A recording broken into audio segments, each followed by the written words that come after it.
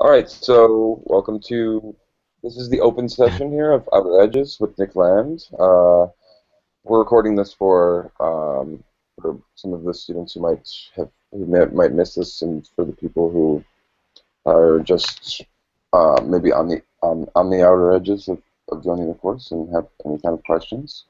Um, the official course will start next Sunday, June 12th.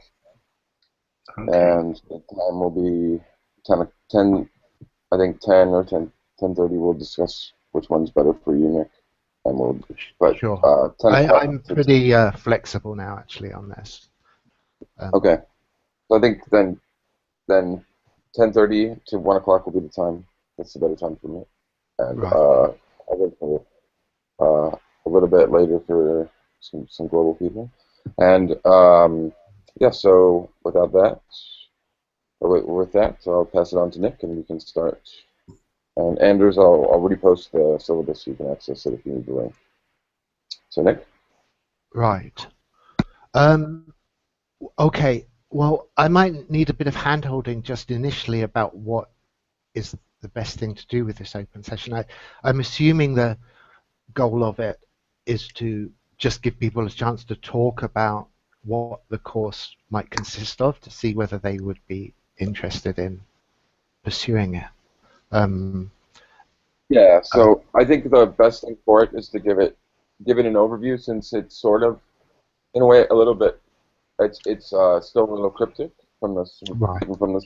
reading the syllabus. So getting a perspective of your research interests, so maybe a little personal statement on why you're proposing it, Right. and where you'd like to go with it, and Sure. then we can go over briefly the readings and then have a question and answer. Yeah. Okay. Um, well, I think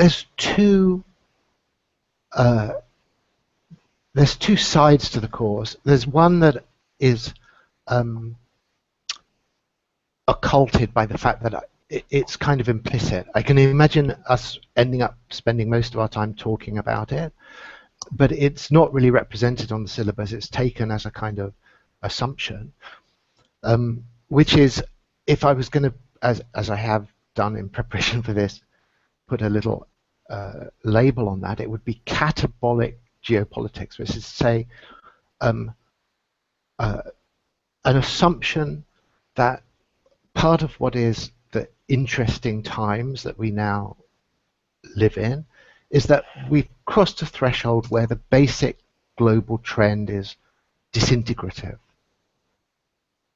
And there's a vast amount that could be said about this. I'm assuming pro and contra.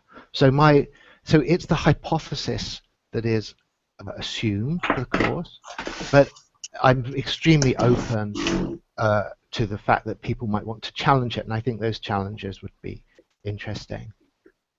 I've got a little quote that I think might be relevant to this. This is from a text that's over 20 years old, by Robert Kaplan, which people might know, called The Coming Anarchy. It was published as a book and also as an essay in the Atlantic magazine in February of 1994. And he starts this, it's done as an essay journalistically, so it's dramatic, so he wants it to be vivid and concrete.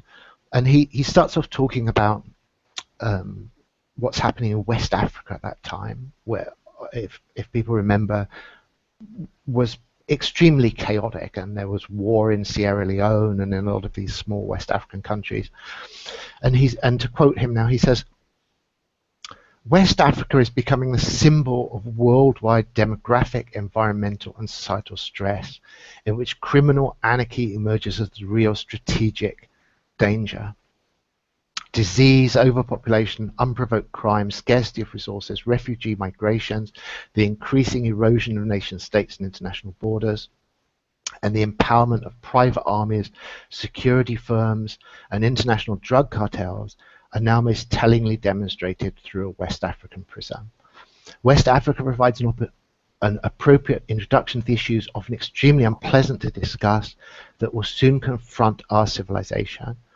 To remap the political earth the way it will be a few decades hence, as I intend to do in this article, I find I must begin with West Africa.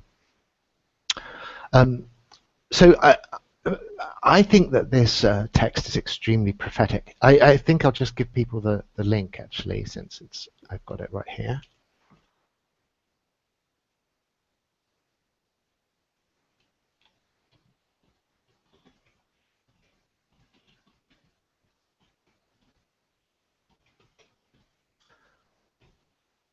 And I think there's at least a case that this is the trend to be watched. I mean, there are, I'm sure, lots of people who aren't persuaded that this is basically what we're seeing, that there is a kind of, has been a, we've crossed some threshold and we're now in a post-Westphalian order where the basic dynamics that were towards the consolidation of states are now working in the other direction.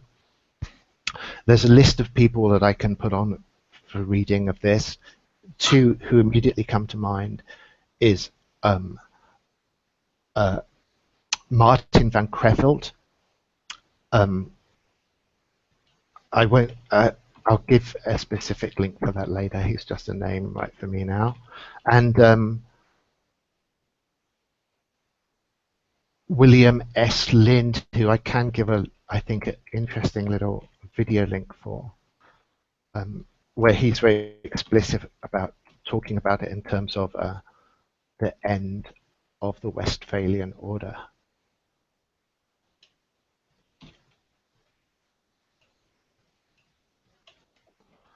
I think there's definite reasons for this. It's not just some random thing that's happened.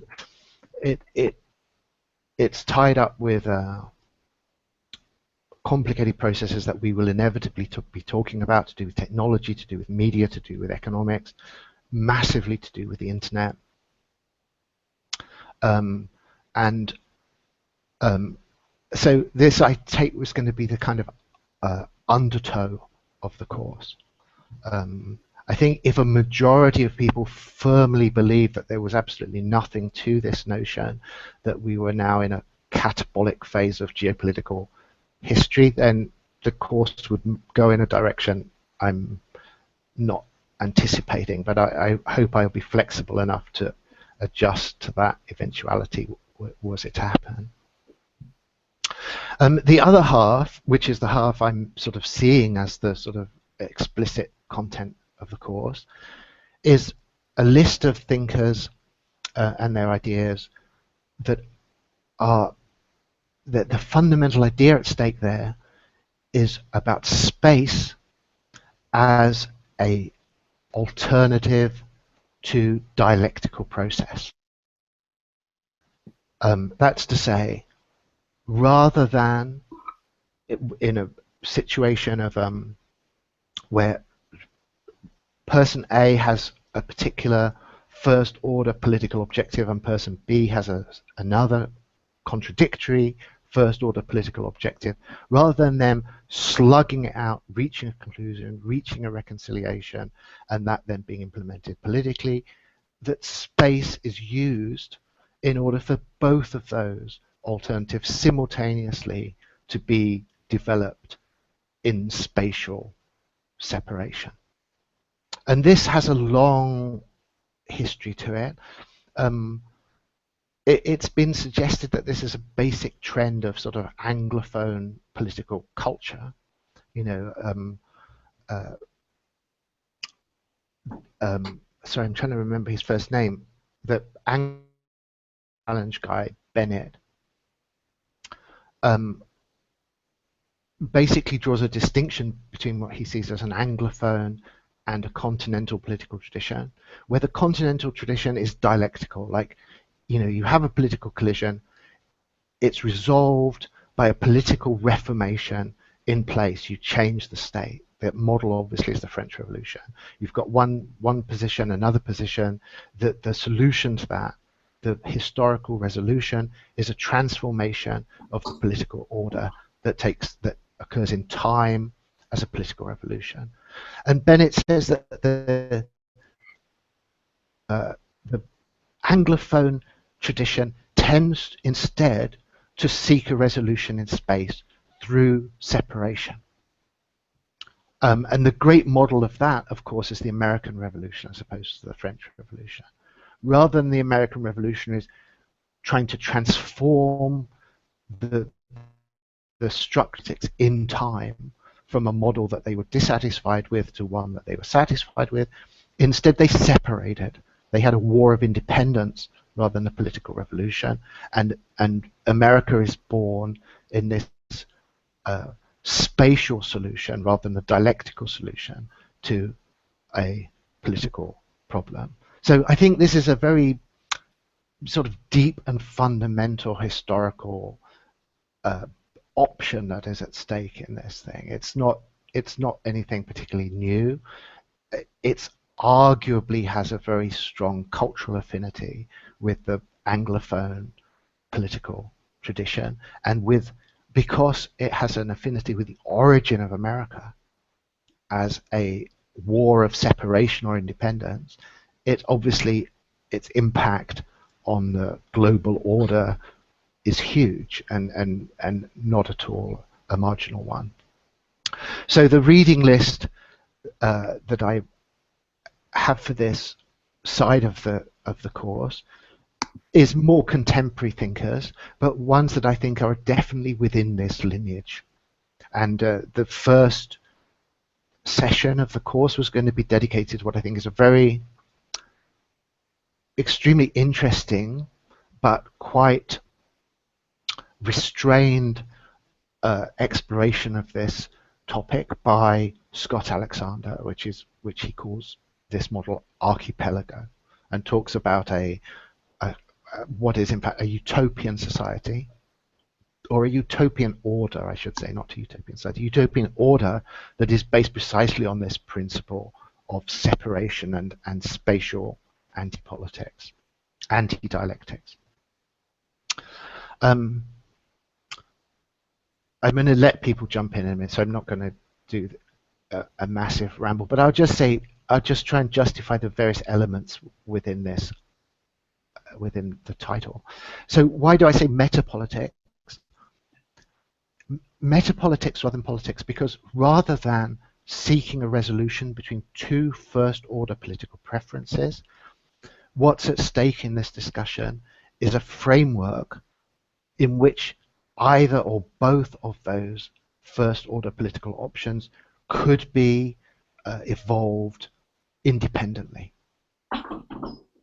So say in contemporary terms, one has a first-order political preference of great popularity at the moment, or topicality for obvious reasons, which is a notion of a universal basic income. Now, the notion of a universal basic income is a political objective. It's not a metapolitical objective. A metapolitical objective would be to say what framework would be required such that those interested in exploring the possibilities concretely, realistically, effectively executing a universal basic income were able to do that in a social environment that was comparatively free of interference and aligned intrinsically sympathetic to that objective. Now, I think that this kind of thinking is intrinsically not very complex. I mean, it's a fairly straightforward move to make, but it seems to me deeply unrepresented in the debates presently taking place. Like, people are extremely attached to first order political objectives. They're extremely attached to a dialectical slanging match between we should do A or we should do B, rather than the metapolitical alternative, which is if you want to do A and I want to do B, what kind of arrangement will allow those two possibilities to be simultaneously explored? And simultaneously here is obviously immediately a reference to spatiality.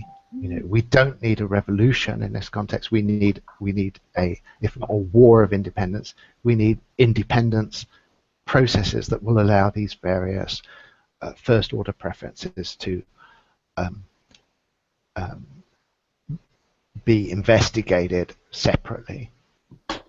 Now, I'm not at all pretending that there aren't very serious objections to this type of thinking, and I think that those objections also are a core part of the course. I hope by the end of it we will have exhausted and in some detail entertained the reasons, the definite reasons rather than mere negligence, why people would have problems with this type of thinking. And I think very early on that would be one of the principal topics of discussion, like why is this spatial metapolitic stance so apparently unattractive, so underdeveloped and undersupported relative to these first order political concerns. And then final thing for me now, there's a massive set of discussions in all the literature about the concrete problems attending this, like separation in space, independence, the pursuit of disparate political regimes and political objectives is not a straightforward thing. There are huge obstacles and complexities involved in that, and that obviously too is a staple discussion topic for the course. Our starting point in some ways is Robert Nozick's discussion of this in very abstract philosophical terms in his Anarchy, State, Utopia. And he already is attending very specifically to the kind of obstructions and obstacles that this thinking is going to face. And I think this quickly gets into some extremely interesting territory and also clicks onto important trends. Like, I think the kind of obstacles that are faced are not static obstacles. They're highly dynamic and dependent on particular historical opportunities, and we're living in a time where those opportunities are not at all fixed or predictable or straightforward. And so that too, I think, is a key thread of discussion that I would expect to be taking place here. So maybe I should sort of pass it back in case anyone has some response to this before saying anything further about it.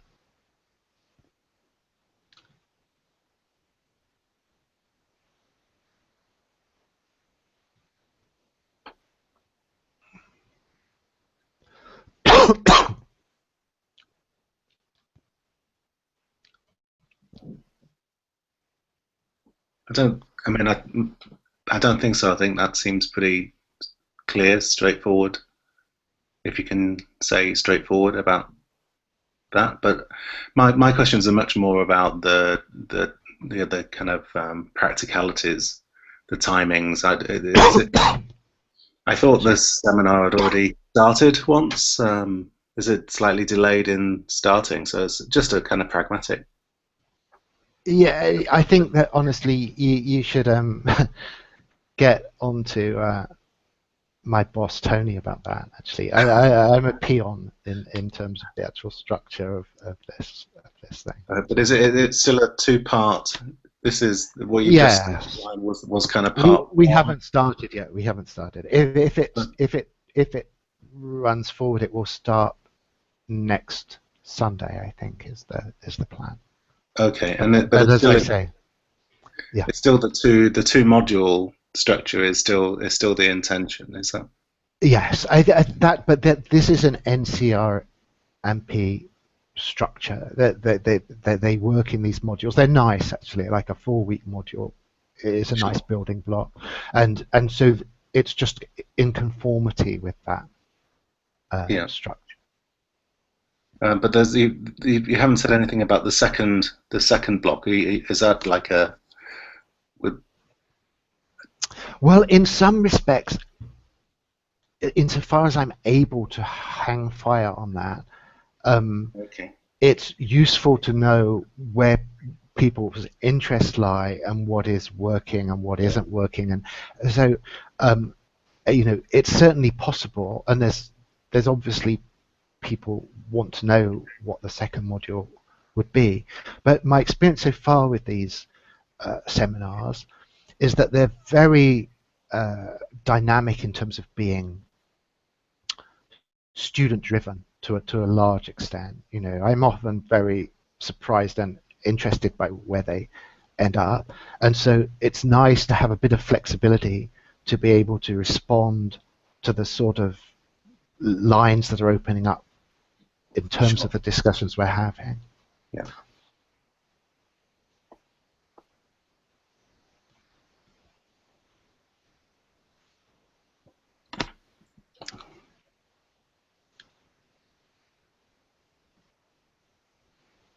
I've got a little comment from Joshua here saying resource allocation, not all space uniform. I mean, for 100% we would be talking about all of stuff. It's getting on to very concrete questions about this, and it's perhaps better to start with the concrete problems in some way. It's a philosophical vice to start purely with the abstract philosophical structure of these problems and pretend that the concrete issues are just to be cleaned up as detail at the end. So I mean, I'm very receptive to these kinds of things, and certainly I'm receptive to the notion that the obstacles are huge. So there's a very big gulf, which again I expect to be a really open topic for us in this course, between the historical reality of the fact that we are entering a catabolic geopolitical phase and the kind of neat philosophical and ideological schemas that would try to exploit that to do something so philosophically satisfying that it gets called a utopia. I mean, it's an interesting thing that Nozick's final chapter, he himself calls it utopia. And I have to say that makes my hackles rise. I see that as intrinsically critical, an intrinsically critical judgment. And so anything that is oriented towards causing problems for that, I think, is utterly respectable in terms of a realistic analysis and a realistic intervention on the discussion, for sure.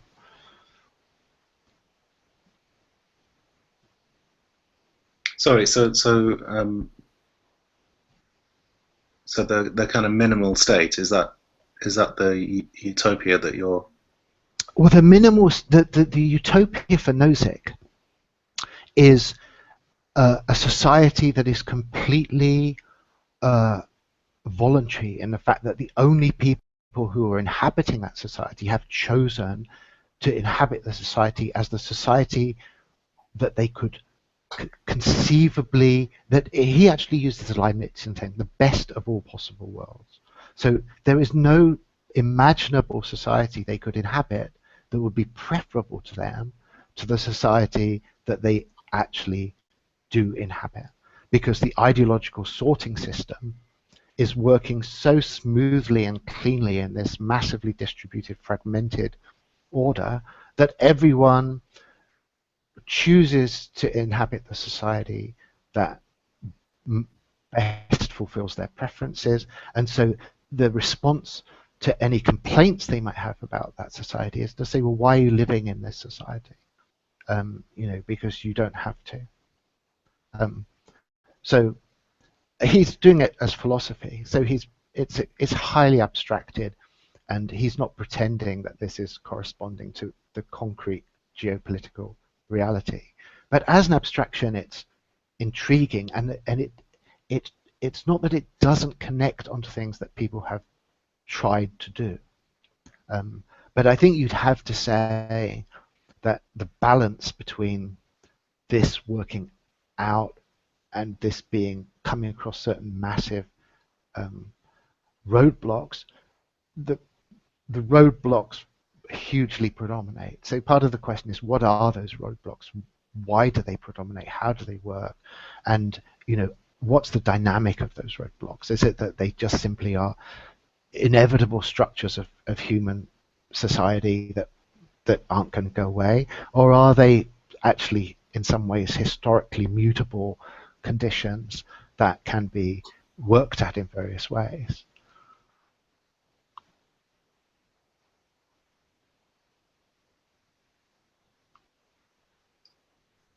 Can I ask a question? Yeah, of course. About you just kind of said the word voluntary. This idea that you have these individual particles who have choice to choose whatever society suits them.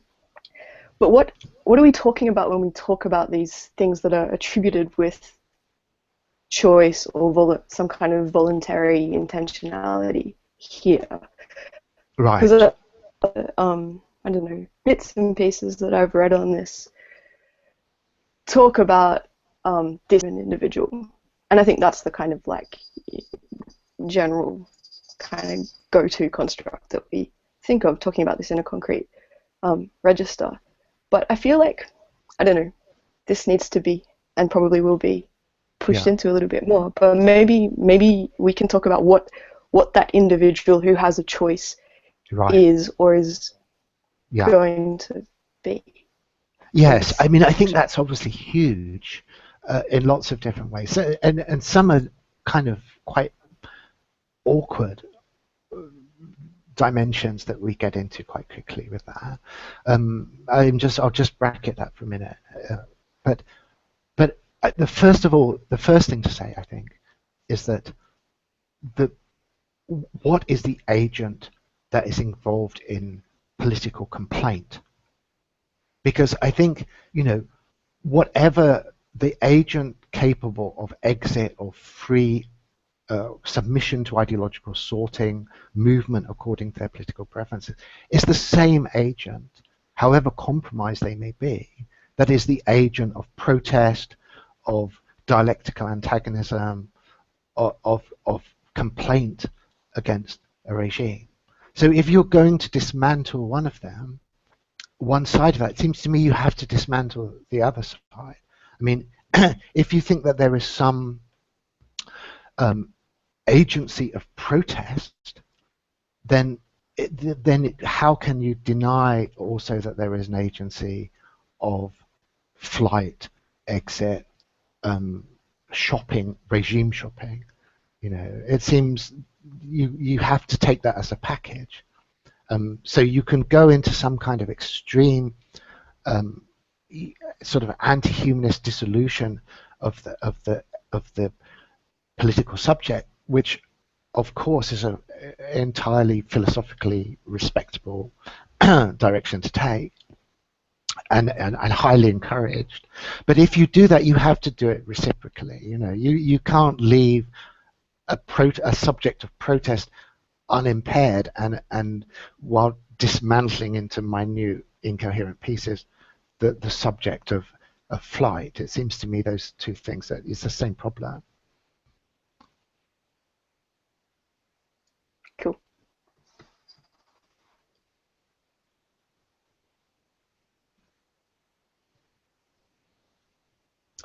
Joshua for some reason is silent, but producing these giant screeds down the side of the of the screen that are a little bit. I'm not sure whether I should break off and read this huge essay that he's just put down about Ian Banks and such like. Maybe I should do that later, unless everything goes very quiet here. Or he could be nudged to actually say something. I don't know whether that's possible. If you can hear me, Joshua, why don't you actually make a pronouncement in audio space. Hello, sorry, yeah, I just stepped away for a moment to refill my coffee, so I missed half of what you were saying. Yeah, I'm just saying that there's this huge essay now appearing down the side of the screen, but it might be better to get the audio version of that, and you would then command people's attention more straightforwardly, I think. Oh yeah, well I'm sorry, I'm also working on some deadlines right now, so I'm doing the multitasking thing at the moment. Okay, yeah. But Can you not speak one thing and write something else at the same time? but yeah, no, I mean, I was just thinking about Ian M. Banks' novels. I mean, obviously his work is kind of, I mean, they're set in a broadly sort of liberal frame, at least insofar as a kind of like social liberalism is concerned, if not necessarily economic liberalism. Yeah. And you know, obviously, like that's provided by having a sort of unlimited base of kind of like economic and material gain that's largely coordinated by artificial intelligence, and of course this sort of spatial politics maybe that you're discussing, in which like they can basically expand anywhere in interstellar space to gain new resources. So they aren't limited by in the same way like we are, I guess, by the metabolism of a single planet or anything like that. So they can effectively mine unlimited spatial geography. Right. But I mean, the major drama of the novels really comes, you know, from the fact when they, you know, interface with other cultures that don't share their same sort of like social values or their sort of like metapolitical values. So, I mean, if you think about this, I guess maybe related to another science fiction order like Star Trek, you know, when they encounter the Borg, that believes that everybody should be part of this same singular entity, and any sort of like difference is no longer tolerated. So you kind of have these sort of different competing, you know, politics that disagree with some of the very basics of the metapolitical order, either because people are not able to comprehend from their personal cultures the sort of like reason why this metapolitical order operates. So if you have an anachronistic like feudalist society, for instance, that believes, you know, you are working under limited resource assumptions or something, you have to grab as much territory as possible, then they're going to basically not be able to accept the premises upon which your sort of metapolitical order is grounded. Yeah, I think that's deeply germane to this, and I think that Scott Alexander is in a way halfway between Ian Banks and some of the more dark and crunchy versions of this kind of thinking. I mean, it's very interesting that the culture is completely homogenous. You know, I mean, there are these differences. Like if you're a real pervert, really, for in bank systems, and you want more excitement than is provided by the culture, you get into this special circumstances thing, and in these forms of hard interaction with other societies. But generally speaking, the whole of the culture has this unchallenged, utterly homogeneous, coherent, universal vision of the good life, of how to order a society. There's no politics in the culture at all, is there? And space isn't really used in the terms that we'd be talking about it in this course. It's not used to resolve disputes, because there are no disputes. You know, like you say, the only disputes are with alien, weird, perverted aliens who, you know, almost always deeply regressive, actually, aren't they? As you say, they're all Banks's interesting, i.e. troublesome aliens, are always attached to, quite explicitly, these very, very reactionary social models taken from terrestrial history. So I sort of feel that Ian Banks cheats a bit in this way. Like, you know, is it really plausible that you could have a kind of galactic civilization with no cultural heterogeneity at all? You know, is he so convinced of the perfect attractiveness of the culture that no one anywhere would want to go Amish or you know, in some other way depart from this homogeneous cultural consensus? That seems to me sort of strange, and it's just by building that assumption into it, obviously the culture doesn't have any of the kind of problems that I think need to be assumed, need to, you know, problems that are being faced and will be faced, and any robust social order needs to deal with. For Banks just don't even figure. He just writes them out of the script from the start. Well, but doesn't the sort of archipelago theory also do this by kind of basically arguing that everybody is going to agree to a certain sort of, you know, schema of basic non-interference, resource allocation, and then free travel? So, I mean, you kind of, there sort of, you know, uniform agreement to some very basic principles. And I mean, this also happens in the culture, but, you know, I mean, people basically in the culture are allowed to live under any type of body type, gender, you know, reorganization, which they wish to, or social structure, so long as it doesn't basically interfere with other people's freedom of choice. Right. Yeah. Culture. I would say he's definitely intermediate, Scott Alexander, because the archipelago consists of societies with very different norms. And I think, I mean, one of the things I would hope to do on this is maybe expand our range of imagination in terms of what these norms might be, because like in Banks, Scott Alexander's only imaginative range is between more or less reactionary social models. So, you know, he's got this San Francisco polyamorous hyperliberalism at one end of the spectrum, and it just then goes back in what is basically a diachronic series of more and more conservative and reactionary models, you know, but they're all given space, at least in the archipelago. So, you know, again, it's no coincidence I use the Amish. I think the Amish is the model that is at the front of people's imagination when they think about these sort of things. And Scott Alexander has Amish type societies in the archipelago. It's a kind of generalization from contemporary American culture wars, and the archipelago is meant to give hyper blue status and hyper red status their own space. Well, but I mean, it seems like it assumes a sort of separation between, you know, material concerns and, you know, maybe more soft social concerns, and then just putting one thing into one category, and these become the decisions of the metapolitical order. And so can I just take you back one second? You mean, are we talking Scott Alexander now or Ian Banks?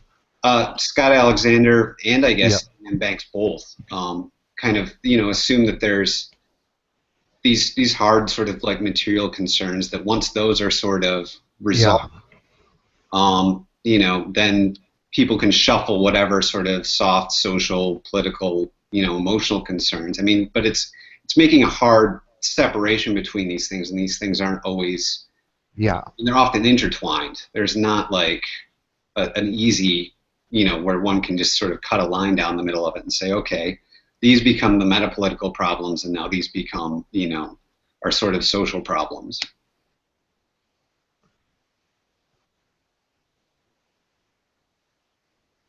Yeah, I mean, sorry, I think that this is like totally germane, but for some reason I'm just getting lost slightly on this usage of the metapolitical in this terms, because I guess I'm seeing Ian Banks's model has no metapolitical problem at all. You know, like you say, everyone just buys into this homogenous set of cultural assumptions. There's total material abundance.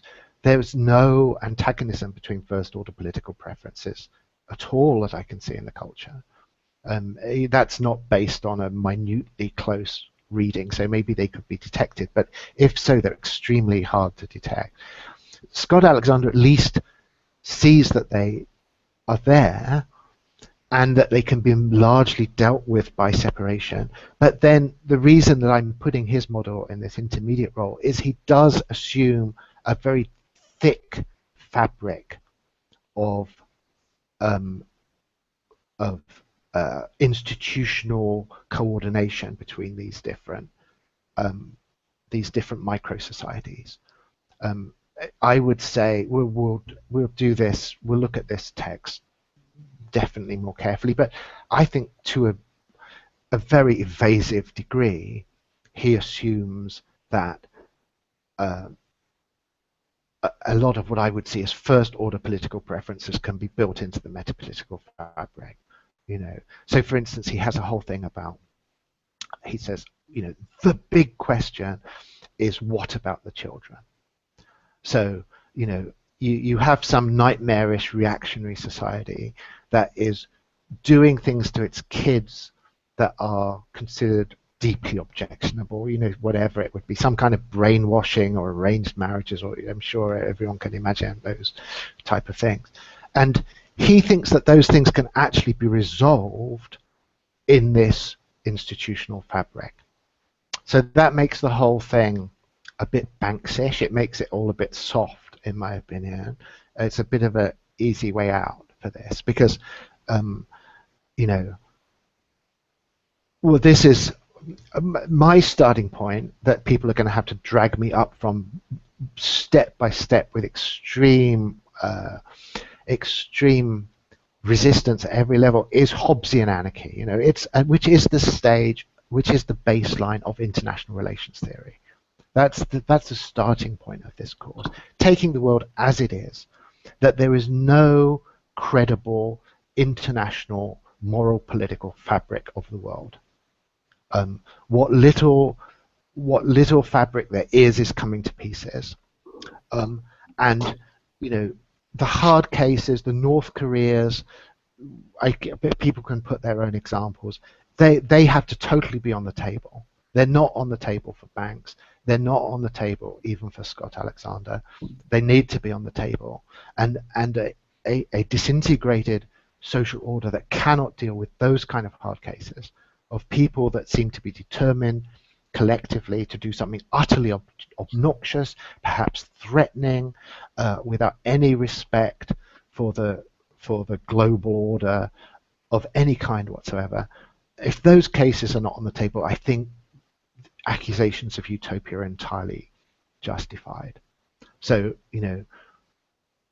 I constantly want there to be, as a background to this baseline level, IRT, Hobbesian level, where it's all based on balance of power, deterrence, game theory, hard diplomacy in a context of absolute non-agreement between disparate social formations that do not share any common values. If they share common values, they have to be shown to emerge out of this anarchic substructure. And I don't think Scott Alexander does that, and I absolutely don't think Ian Banks does that. But I think it can be done. I think that international relations theory, whatever its faults and its different things, it deals with the real world, and it deals with a world in which there is not agreement on fundamentals at all. And it deals without relying heavily on the credibility of supposed international authorities. So I think we can do at least as well as that.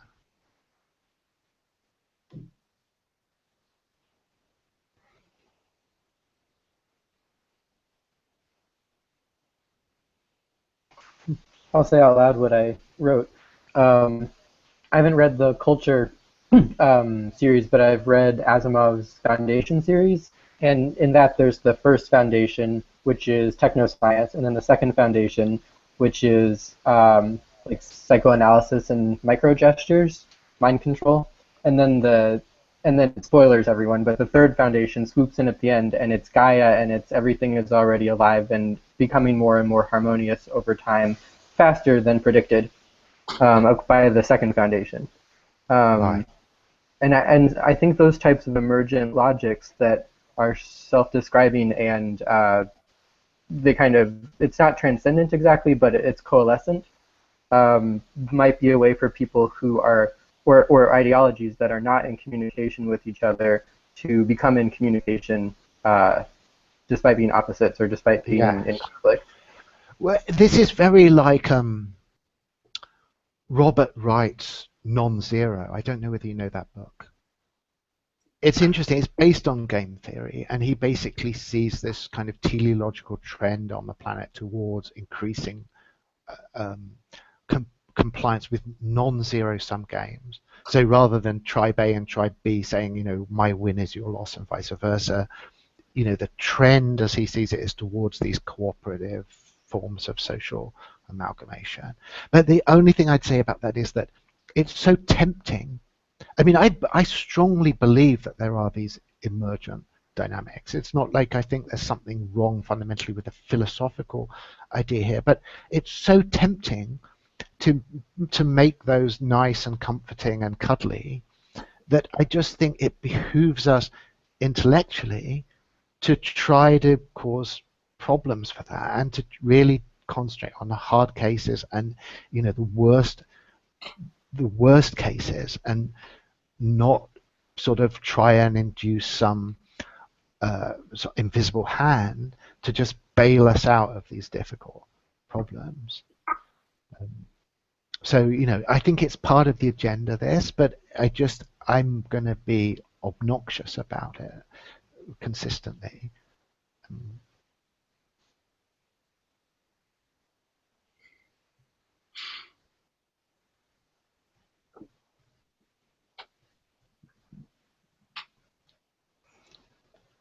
So, how neutral is this second order metapolitical structure, though? Does it not, and maybe I think Joshua was kind of getting at this too, sort of disguise some other norm, that there will be societies that flourish within its dictates, within this particular kind of pessimistic framework about and a kind of supposition of conflict as a basic governing level of how things happen. Is it not? Yeah. Is it not something is it not neutral at all? And it's kind of disingenuous to talk about it as a sort of, I don't know, empty neutral form that then kind of brings everything else into some kind of other order. So yeah, totally. I mean, I like to say just totally that is a huge discussion to be had. I would love to catalyze that discussion in this course, and I hope it can do that, because I think exactly that argument is implicit in the current ideological structure of the world. The interesting bits of it, they're all, no, hang on, I'll take a step back, because there are lots of other interesting but I would say more awkward parts of the ideological array at the moment. But that particular argument, I think, has got the greatest philosophical and ideological gravity of anything that could be talked about at the moment. And I think it defines, maybe I'm going to make trouble for myself in saying this, but I think it almost defines really what left and right as interesting categories could mean. Because I think there is, you know, there's obviously an intrinsic telic consciousness about the desirability of global, universal, human coordination within a world state or some similar thing, and that anything other than that is, from that point of view, you know, to be deeply resisted. Deeply resisted because it will lead to unnecessary suffering. It will lead to discrimination. It will lead to all kinds of bad political things.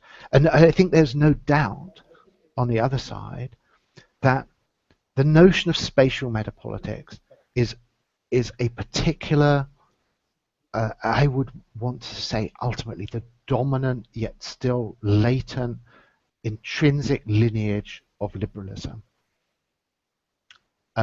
It's a much more problematic configuration of liberalism than anything we've yet seen, and it's certainly nothing like liberalism as it has evolved as a sign within the American world.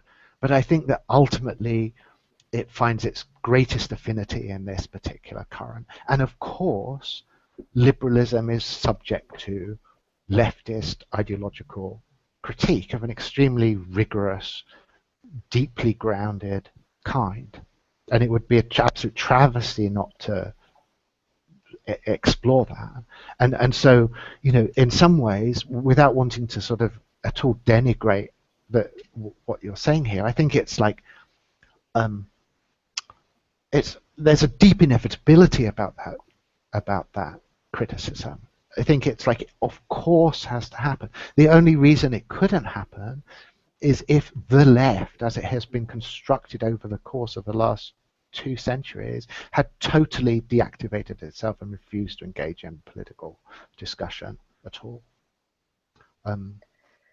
Now, Scott Alexander is an interesting person in this respect because he's pushing this quite hard.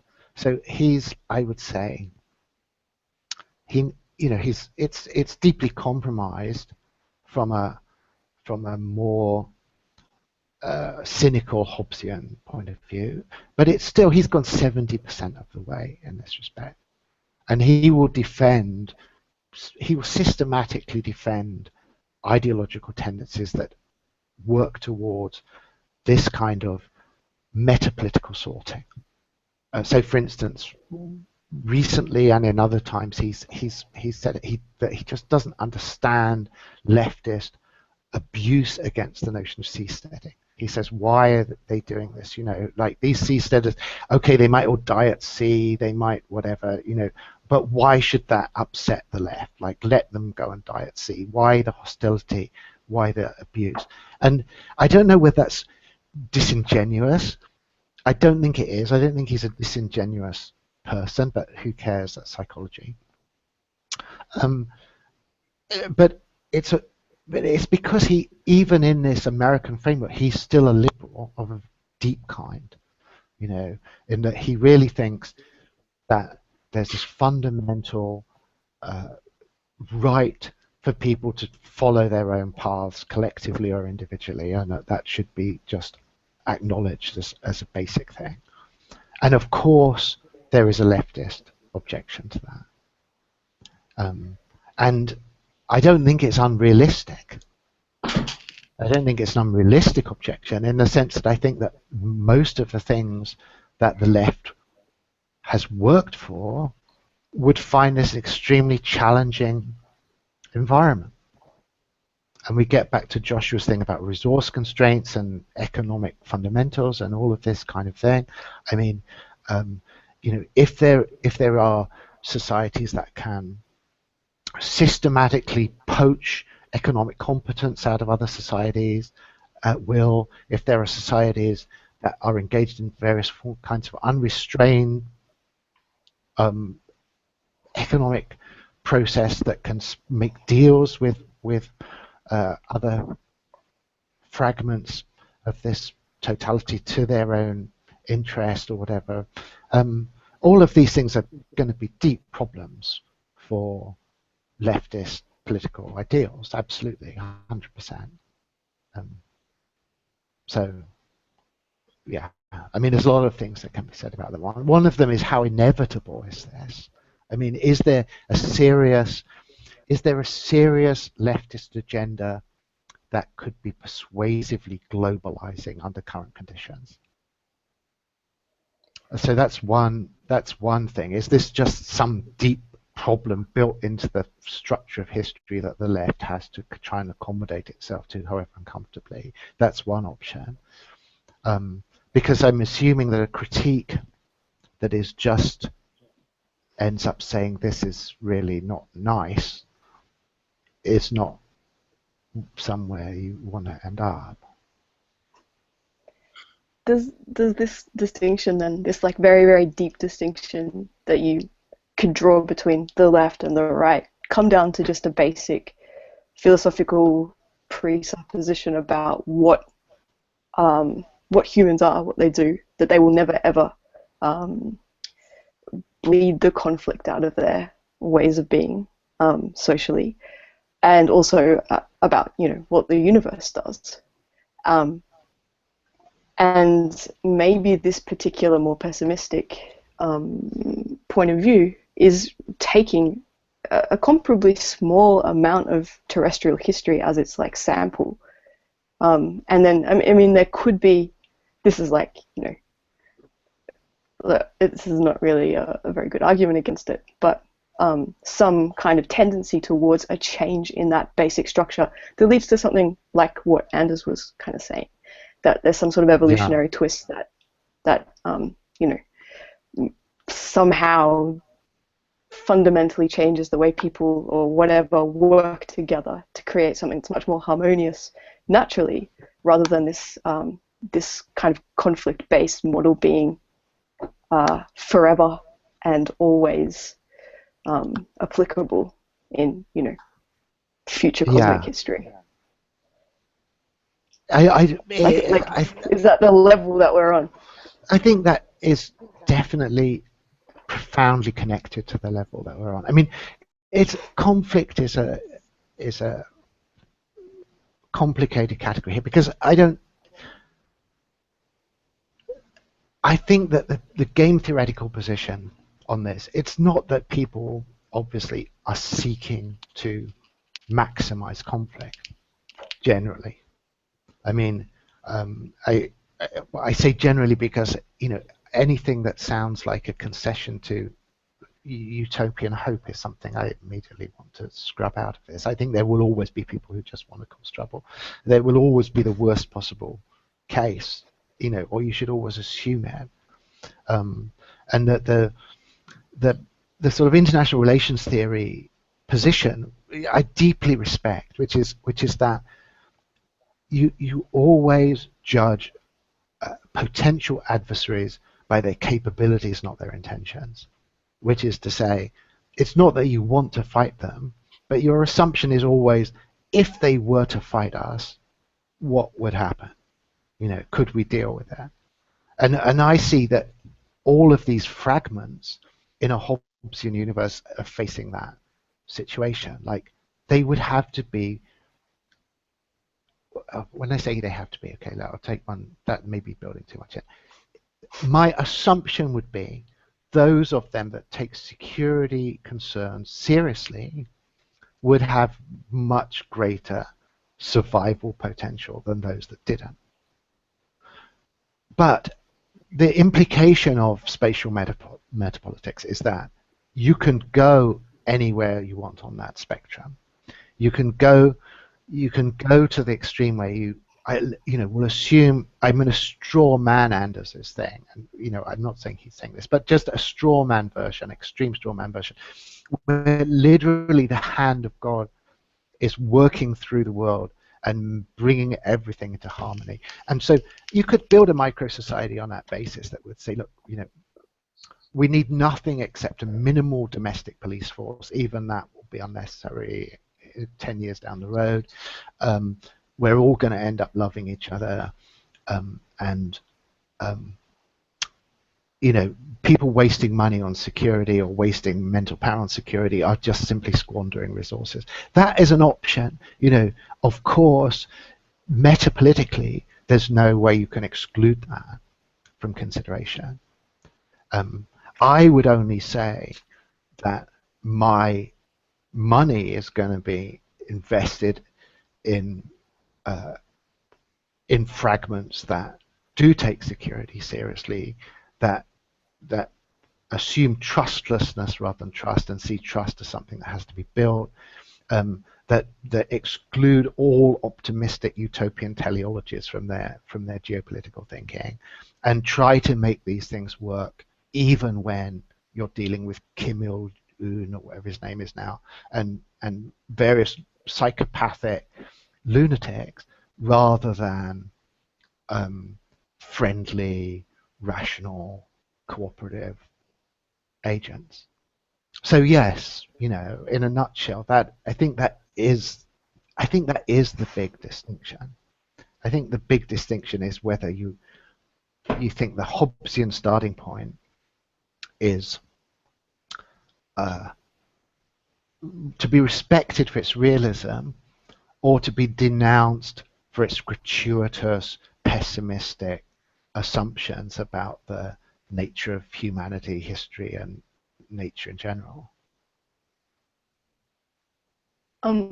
It is speaking for myself here, but it'd be really cool in this course if like you could give us some materials that like clarify what you're saying as the telos of liberalism, just like so I can get my head around it. That'd be cool.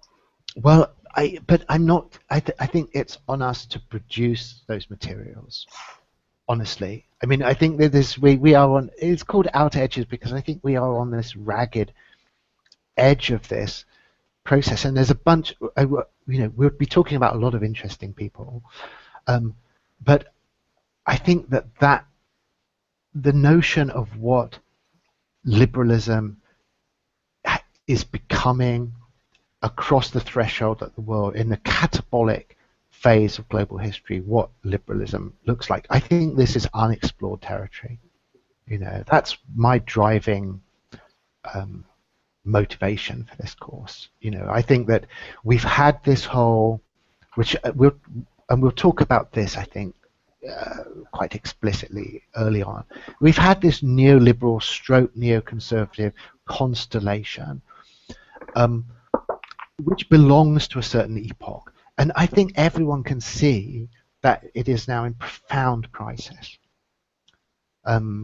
It's just, I know I have my own sort of bubble on this, but I just see this. I'm bombarded by news of every kind that is just telling me that what we're used to as this kind of fundamental set of assumptions about political aspiration and the norms of sound government, both domestically and internationally, are really entering a crisis period. And I think it's for us to try and push beyond that and look beyond it and get some sense of where the actual trends are taking these things, because what liberalism has meant is definitely something that is flaking apart extremely rapidly.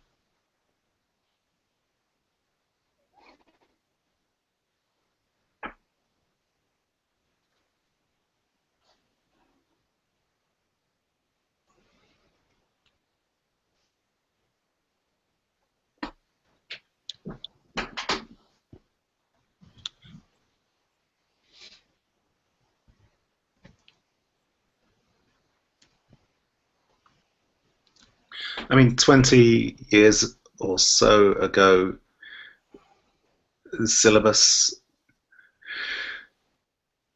couldn't not have included something like the TAS on. Right. So, which is also highly relevant, definitely. Yeah, still. Right. So we're still talking about enclaves then in.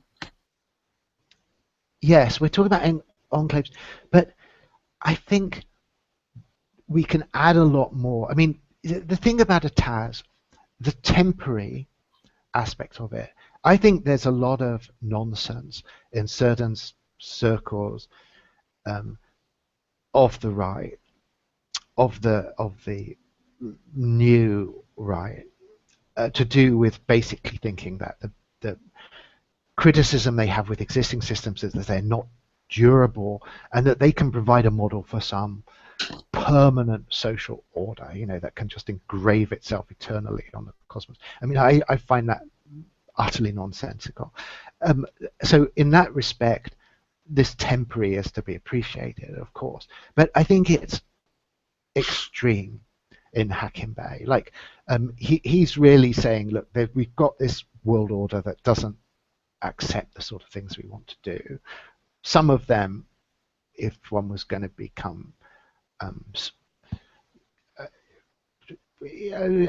think lots of people might have problems with some of the things Hakim Bey wants to do, but leave that aside. And because of that, temporary means almost like a rave. You know what I mean? It's like you get 6 hours where you can just do your thing, and then you scram before the police turn up. Now, I think we can move things on considerably beyond that. I think we're talking about state structures, that have deterrence capability of some credibility, that can maintain their independence, that can claim to a durability that is at least comparable to the other social structures that surround them. At least, the concrete ones, the very durable, deep ones, like whatever, patriarchy with as many inverted commas around that as you want, or something like that, or might be on another temporal order. But the state systems that are surrounding it. So I don't think we're talking about temporary autonomous zones in that Hakim Bey sense. I think that's too unambitious. I think that's too ambitious for the sort of catabolic period that we're entering into. I think we're talking about something much more solid than that, and so that's the basic way that I think this has moved on from this. I don't think it's a kind of anarchistic gesture. I think it's political economy, and it's something that can be realistically entertained at this point.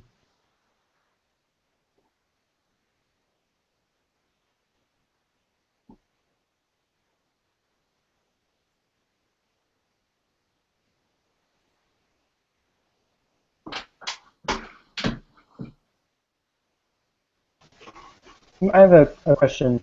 Where are you coming at all of this from? Nick, are you just studying it kind of detached, or do you have some kind of goal or idea of how you want to influence the situation?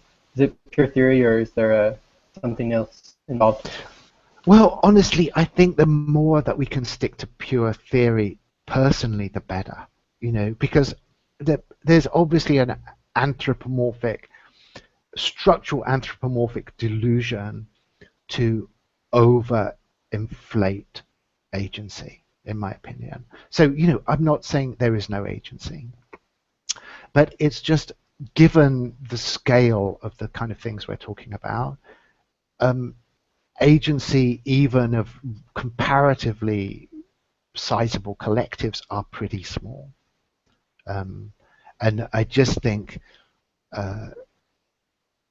we're on sounder ground if we're trying to remain as cold and analytical as possible about it. So,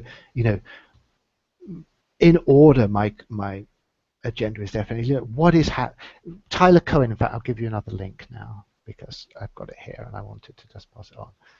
It's a slightly off the topic, but the question is fantastic, where he just says, he's got a post that just says, what the hell is going on? That's kind of also what this course is about. What the hell is going on? And so the deepest level is just what is happening on this planet, whatever you want to see. Literally, like, from, you name it, any kind of spectrum, from fully automated luxury communism, from the nastiest, most Hobbesian nightmare that you can imagine, the full thing.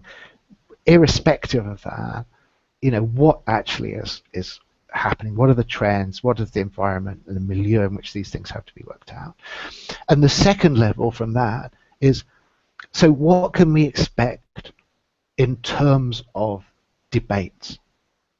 So rather than like, can we win this argument or that argument, it's more, what are going to be the enduring structures of discussion that happen during this period? And I think actually both, just to pick on two of you at random, I think both you and Amy, in your points, are capturing, I think, these structures of enduring political dispute that we could try and say, let's thrash this out and one of us will win by the end of this module. That to me is like really not the point. The point is to try and get an understanding of, going forward over the next decade, what are going to be the basic structures of these deep political arguments that are going to be had, and how are they going to differ from what we've seen up to this point? So still on the level of cold analytical, it's kind of ethnography of ideology in that sense.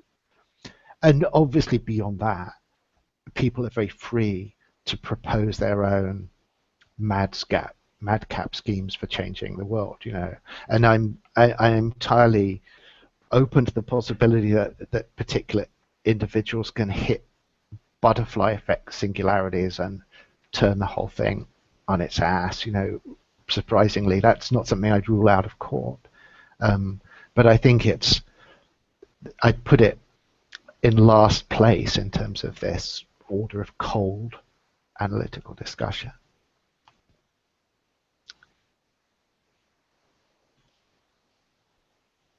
Well, I mean, in terms of something like Nick Chernicek and Alex Williams' Inventing the Future book, I mean, it seems like they also perhaps attempt to arrive at some sort of, within the sphere of the left anyway, some sort of minimal conditions of agreement.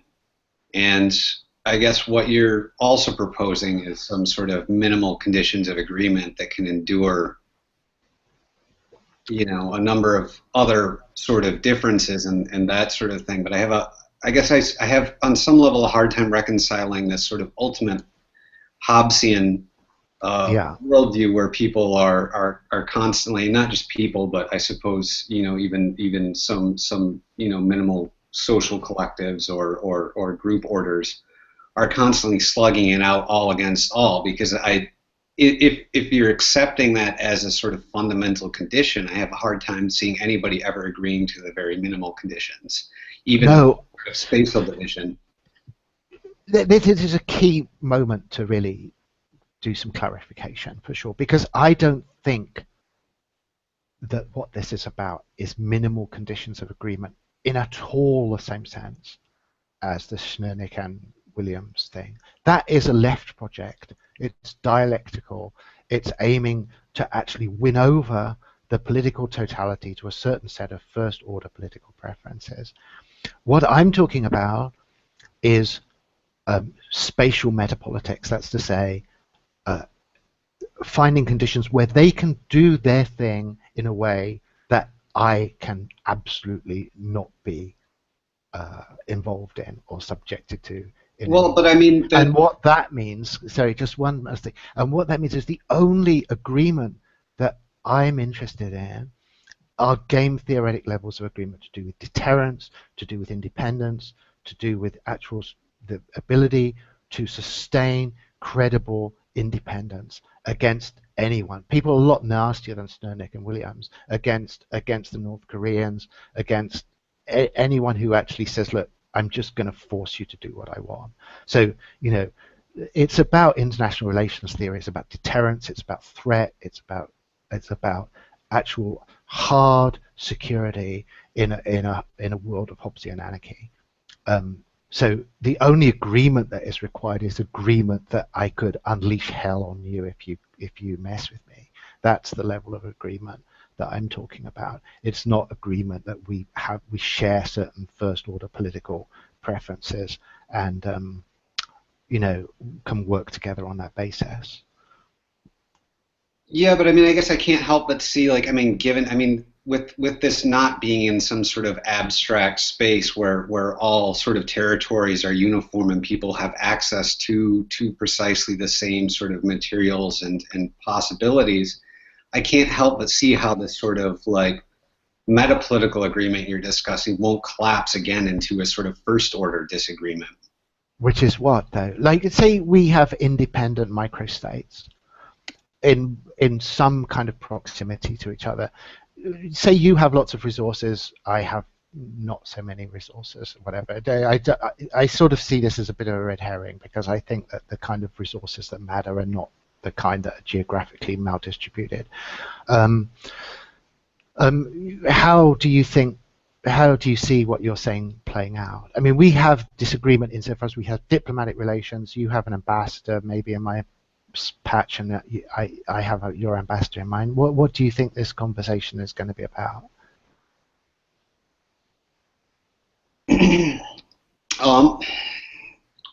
Well, I mean, I guess for instance, let's say like your country has, access to a significant amount of pure water, and because my country has followed, the dictates that, we don't need any sort of environmental laws or anything like that. Now we've completely destroyed all of our access to, pure water or something like that. Then we're going to want the water. If you just simply refuse to give it to us, I don't see how that's not going to resolve in some sort of, large-scale conflict that will provide a sort of non-interference. Two things. I mean, who's saying that's why deterrence is the basis of this?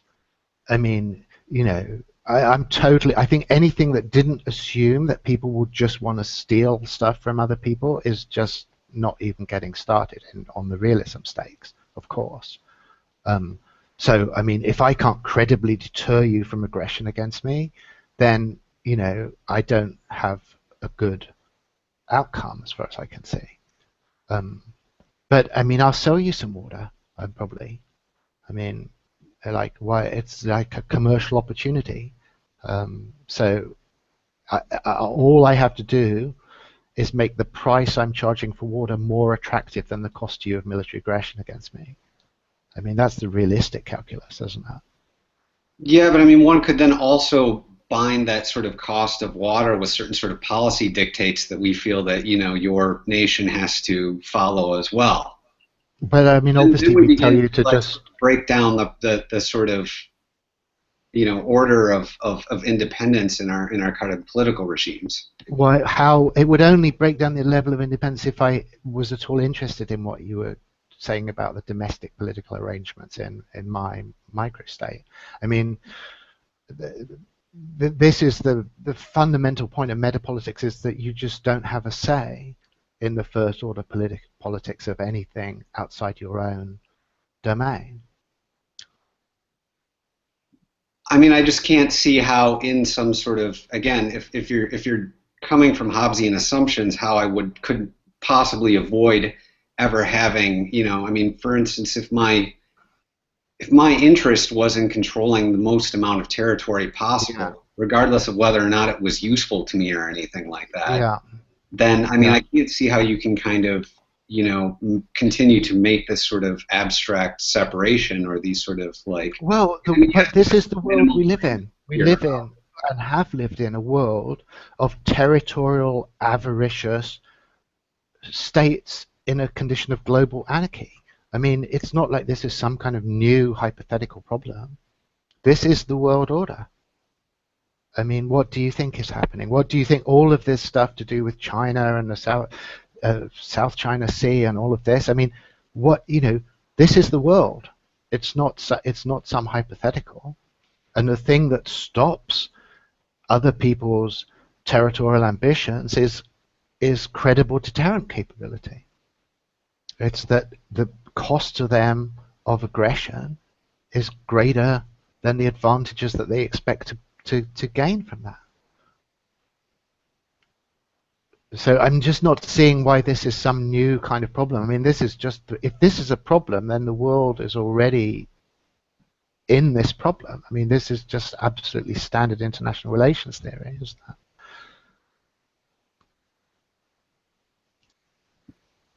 I mean, I think I would argue that deterrence is not the only reason why people. I mean, I guess I just don't believe in a fundamental Hobbesian order. So I guess I would argue that like deterrence is not the only reason why people don't just go in and like steal things from other people. Um,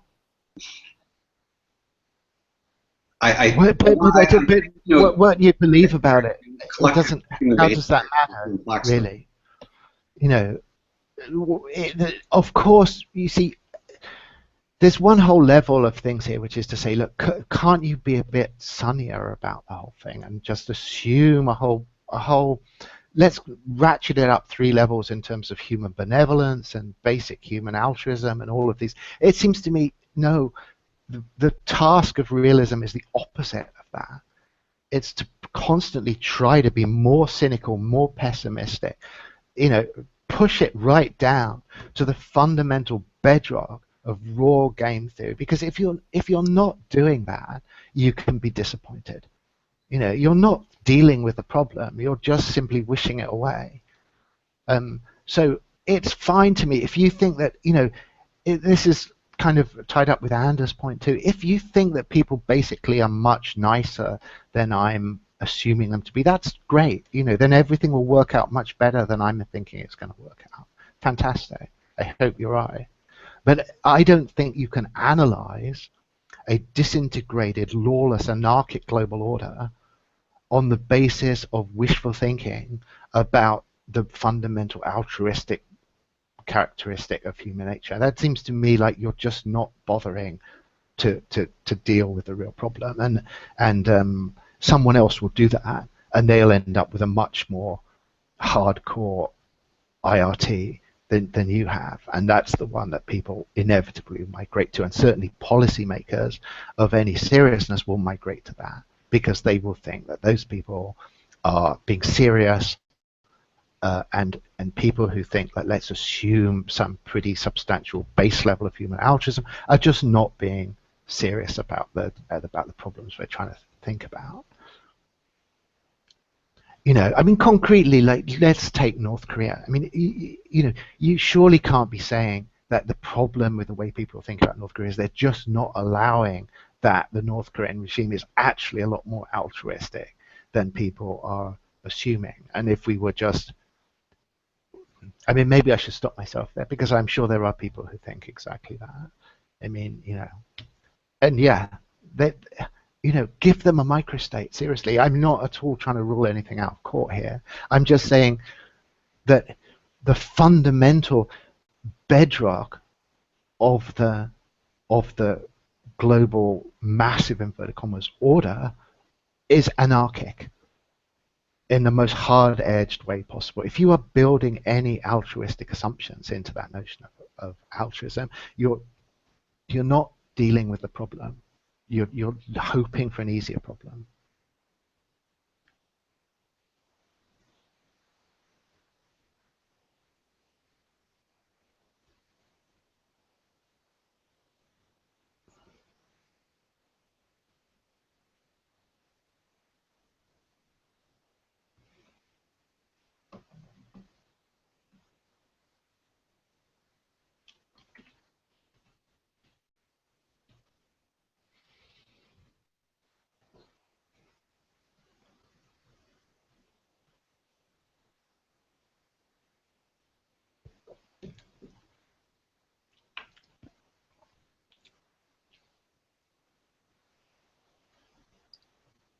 Can I ask a question about what seems to be the driving solution to the easier problem?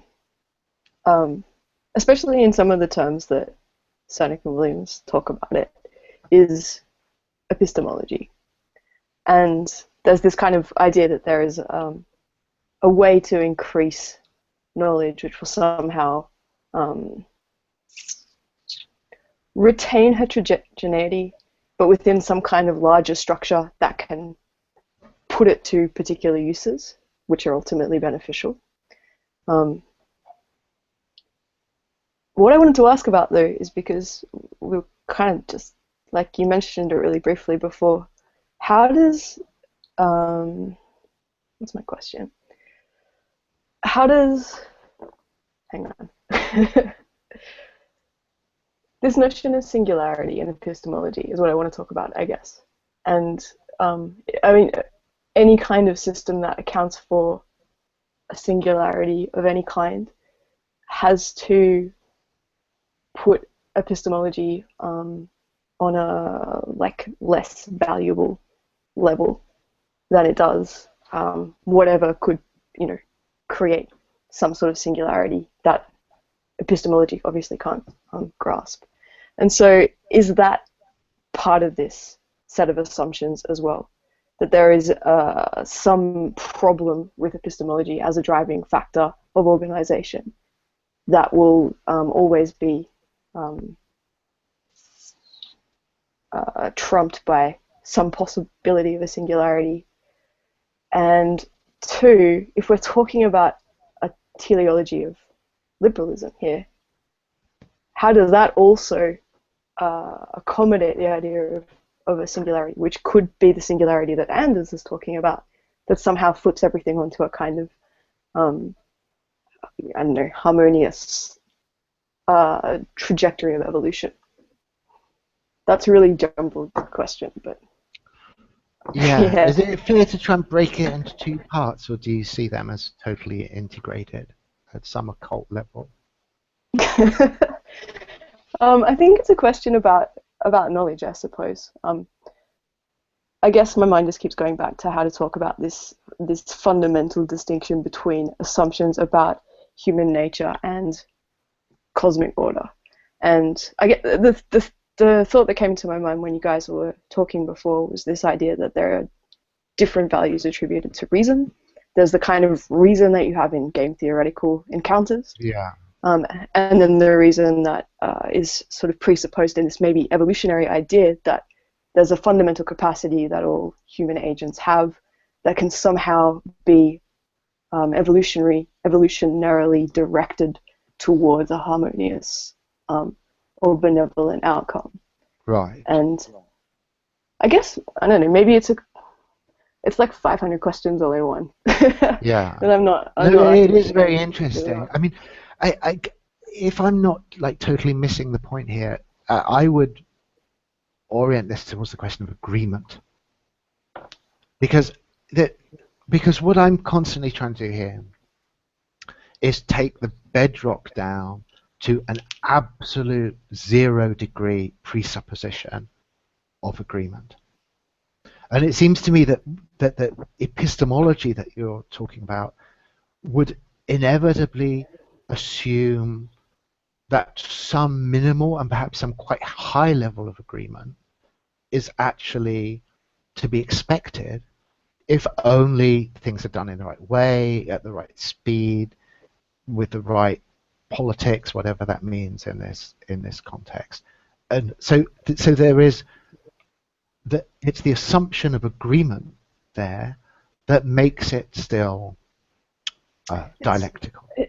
It's maybe not an assumption of agreement, but that there is a capacity for reason that is latent and needs to perhaps be developed, and is primed for development on the kind of cusp of this age of artificial intelligence that we find ourselves on. And then it can be, I mean... Yeah, but you mean by that something very different to just game theoretic cunning? Yeah, well, that's what I'm saying. There's... So I mean, obviously, there's no disagreement here about that. You know, that there's reason in terms of people who play these games well and win or lose, get eliminated, have bad things happen to them, or survive. So there's that. Of course, everyone agrees that's there. But you want something more than that, which is a kind of reason that can bring about a level of harmony that allows us to shelve some of this deep Hobbian cynicism about the types of interactions that are going to be involved in this. Maybe harmony is, you know, that's just going like way too far. I was trying to bring in the previous example as a like limit, but that there is some kind of um, equivalent capacity that's latent, that needs to be actualized in a way that moves beyond game theoretical employment of like rationality into something else, and we just haven't exploited it yet in not necessarily in a political ideological way, but just getting back to these like fundamental assumptions about what humans do, what human societies are, and what's possible. But is it the sort of thing that's as far as I'm going to go at the moment. If it was given a really nice, generous socio-political space in which to do its thing and to broadcast itself to the rest of the world, insofar, I mean, I'm sure there could be some more obstructions to that, but I don't think they would be very imposing. Would that be sufficient to guarantee? Because I mean, I think that of course should be granted on metapolitical grounds without a moment's hesitation. But unless the metapolitical structure privileges game theoretical reason, which it seems to. So I don't think it doesn't. It only insofar as game theoretical reason falls out as a default of completely anarchic multiplicity. I mean, you know, the metapolitical structure I'm talking about is so completely vacant. It's so hollowed out and utterly eroded of any positive content that it can't privilege anything unless that thing being privileged is so attuned to the absence of agreement that it is privileged automatically. I mean, the reason that game theory comes out well is that game theory makes minimal assumptions about agreement. So it just assumes as agent A, agent B, neither of them has any altruistic concern for the other whatsoever, and what kinds of cooperation can emerge in that context. So it's like utterly anarchic.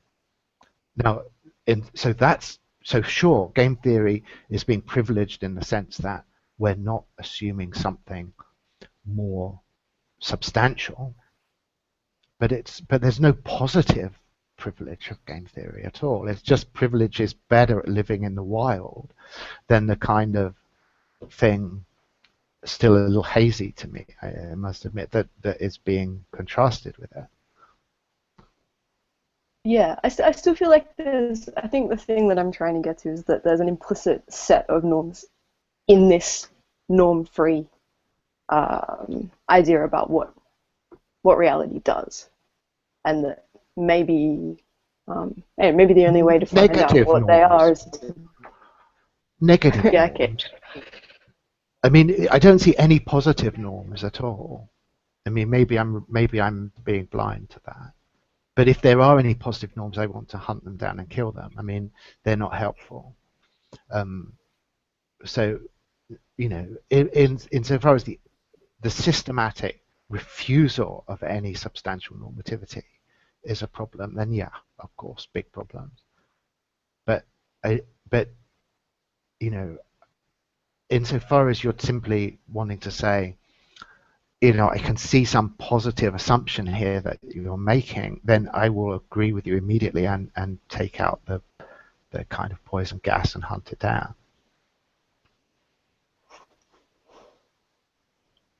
Right.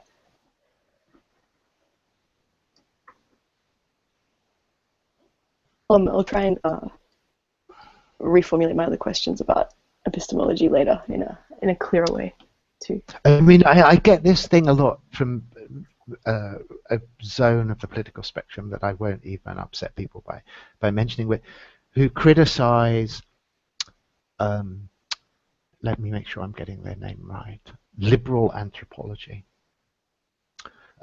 where the liberal anthropology is the notion that there are that there are not sort of substantial social bonds existing, that you're assuming between any set of agents this absolutely minimal condition of where any agreement, any association has to be built up from a kind of totally desolate foundation. So this is not. I mean, the words left and right are absolutely fascinating to me because they go all over the place. But in the kind of colloquial sense of left and right, this is not a left or right issue, because the people making this accusation are so far out on what they consider to be the right that they are invisible to all sane human beings. So, I think this is it's an issue that is important and is being discussed and is going to definitely come up. And it comes up in all kinds of strange places. And there's a notion where, is there something deeply problematic about stripping out too much assumption? If you really just tear stuff right down to the bedrock, is that gesture already deeply problematic? And as I say, I think it is problematic from a whole series of different political orientations. In fact, I would say it's probably problematic from any political orientation except one that is so hyper-liberal it would not even be recognized as liberalism by any already consolidated body of ideological thinking. I don't know even whether it has a name in that respect. I think it's what liberalism inevitably has to become, or liberalism will be killed by its own naivety.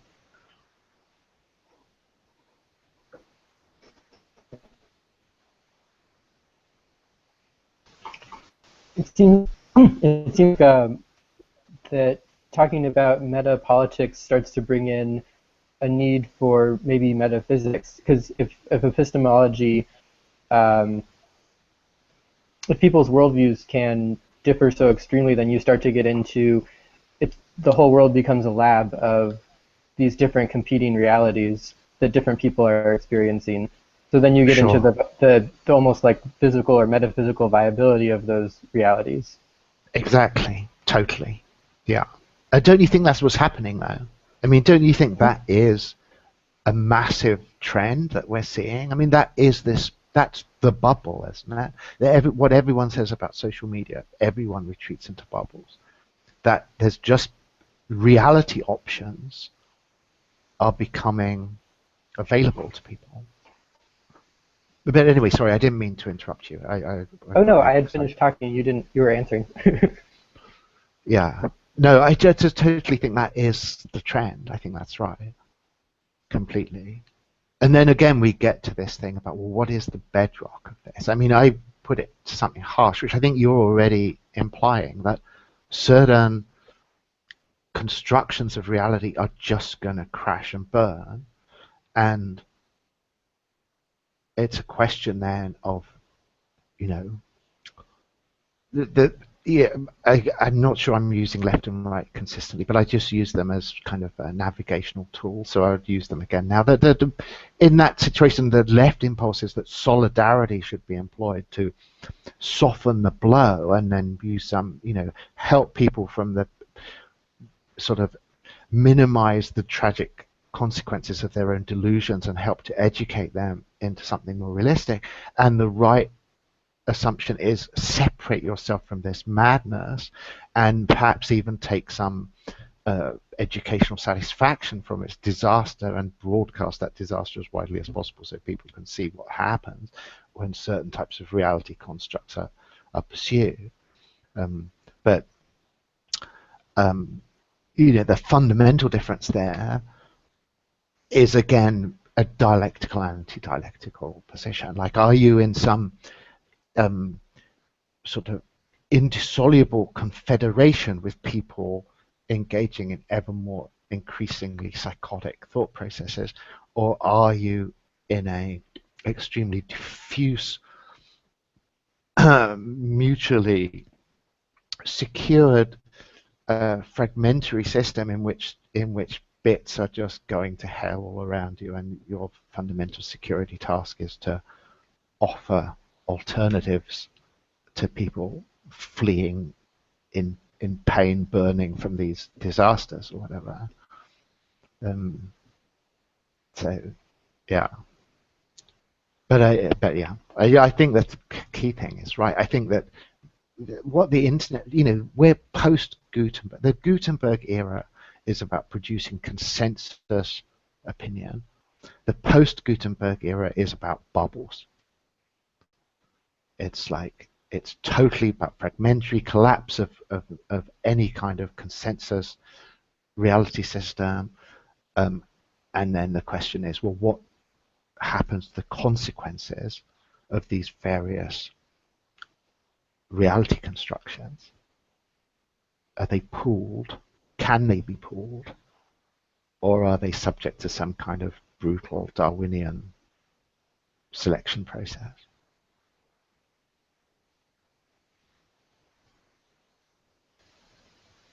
Yeah, I actually wrote an essay about that, and it was leaning towards the solidarity side of things in the solution I offered, which was when China, you're in China, right? Yeah. Nick? Yeah, that's right. Yeah, that's awesome. So I said when the Great Firewall comes down, eventually you're going to see the final, growth of a global hegemonic culture as we develop a global Chinese English pidgin over so many years and all of that. So I said we need to find a way to maintain difference and still speak across that difference. Um, but that still leans towards the solidarity side somewhat. I don't know. I think this is a really interesting question about the information space, because I tend to assume that the internet makes informational isolation almost impossible. I don't think, realistically, I very much doubt that even people in North Korea, I'm sorry to keep turning this example, but I think it's an extreme case, which is why I use it. I don't think people even in North Korea are actually screened from that much information if they really want it. And I know here in China, you find, I mean, look, I'm in China right now, okay? I'm behind the Great Firewall. We are communicating across the Great Firewall. In theory, I am having the world screened out from me, according to something. But absolutely, that's not the case. If you have any kind of VPN, the world internet is available to you. I don't think the Chinese government wants it to be any different to that. I think they just want some level of baffling, that you have to take some trouble, that you have to maybe indicate some level of kind of social competence in order to be sort of subjected to the full onslaught of unfiltered planetary infobabble. But it's incredibly easy. I seriously don't think anything that's happening anywhere is blocked from me here in Shanghai right now at this moment.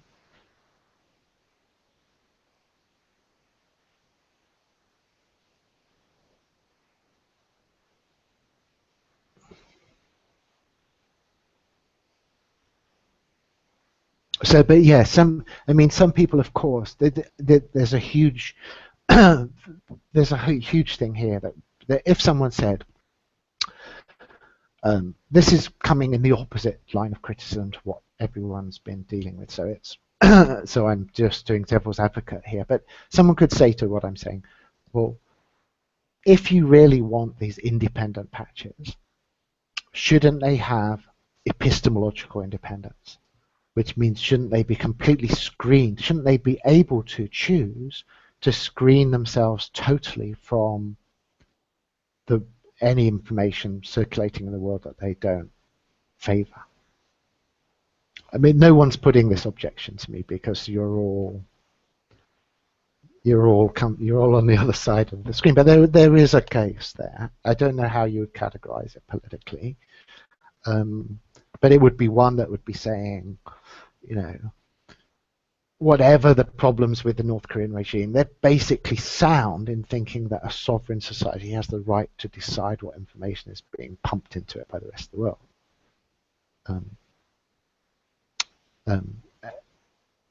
Yeah, sorry, I don't know what I'm saying to that, but just like structurally, as an objection that I think should be expected to be made, and I don't see it as a plausible as a plausible thing. I think the internet is just, it's like resisting the printing press. It's just not going to happen. You know, everything is immersed in the internet. If you're not serious about that, you're not dealing with reality, I would say. And interestingly, this Chinese periodical called Global Times, which is an interesting publication because it's completely toes the government line, but with a kind of slight sort of suggestion of independence that allows it to be more sort of pulpy and aggressive. It's a kind of tabloid version of the official Chinese position. And they had an editorial saying that the Chinese internet should open itself to a whole bunch of things that are currently screened, Google Scholar, all of these kind of resources, and very strongly said that it's ridiculous to think that a modern society can filter out this kind of information. So I think that these things, China is certainly not going to fight the internet. It just slows it down, filters it a bit selectively, but it's not fighting it. It's impossible to fight. I think nevertheless this is a really poignant criticism to it though, and it's like it's the potato children problem, right? Like, right.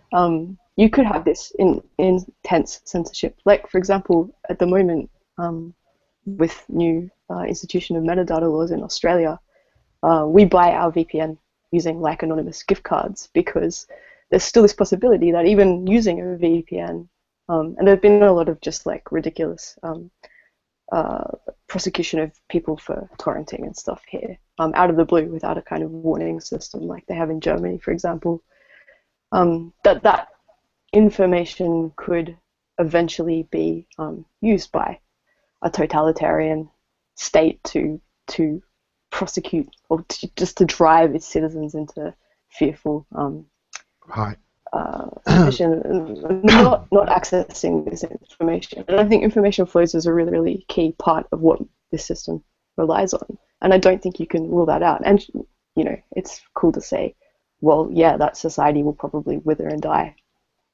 That's part of the whole thing. But I still think it's maybe going too far to say, well, the internet will overcome all barriers. I think that's still plausible. Like maybe 20 years ago you could say that about the internet, but I feel like we're on a different track right now. I would not build anything on this. I mean, I'm simply proclaiming randomly that I think the internet is unstoppable. But I would totally concede that if you're trying to build that into the structure of the metapolitical framework, that it's a questionable assumption. So I'll utterly concede that immediately. And it would honestly be neater from my point of view if you could cut it out. You know, it certainly is not like I think it's healthy to depend upon it. It just seems as a fact to me that the notion of informational quarantine is so immediately dysfunctional that it just leads to social crash really fast.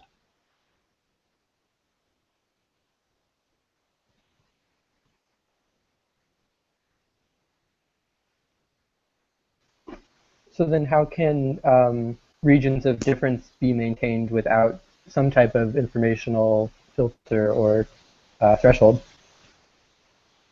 Maybe not a quarantine, but it seems like there must be a filter. Well, I don't know, because if I can just go right out the other side to the utopian extreme, the Nozick zone here, and say you've got a really frictionless system of ideological sorting, so that these kind of, you know, classic things, you know, go to Russia or go, I don't know what the right-wing alternative, you know, go to Singapore or something attractive like that, you know, where people simply are geographically distributed according to their political preferences. If you had that system, And so no one lived in a society that didn't have the broad ideological tenor that they were um, satisfied with. Would a perfect global infosphere be any kind of destabilizing factor on that? I don't think so. I think that we already see in our sort of hegemonic, westernized global infosphere exactly that. Like, you know, people bubble themselves ideologically. There's a huge leftist and a huge rightist and all the various kind of complexions of those things, zones of the internet, where people are ensconced. I mean, they talk across those lines to some extent, but not actually hugely often.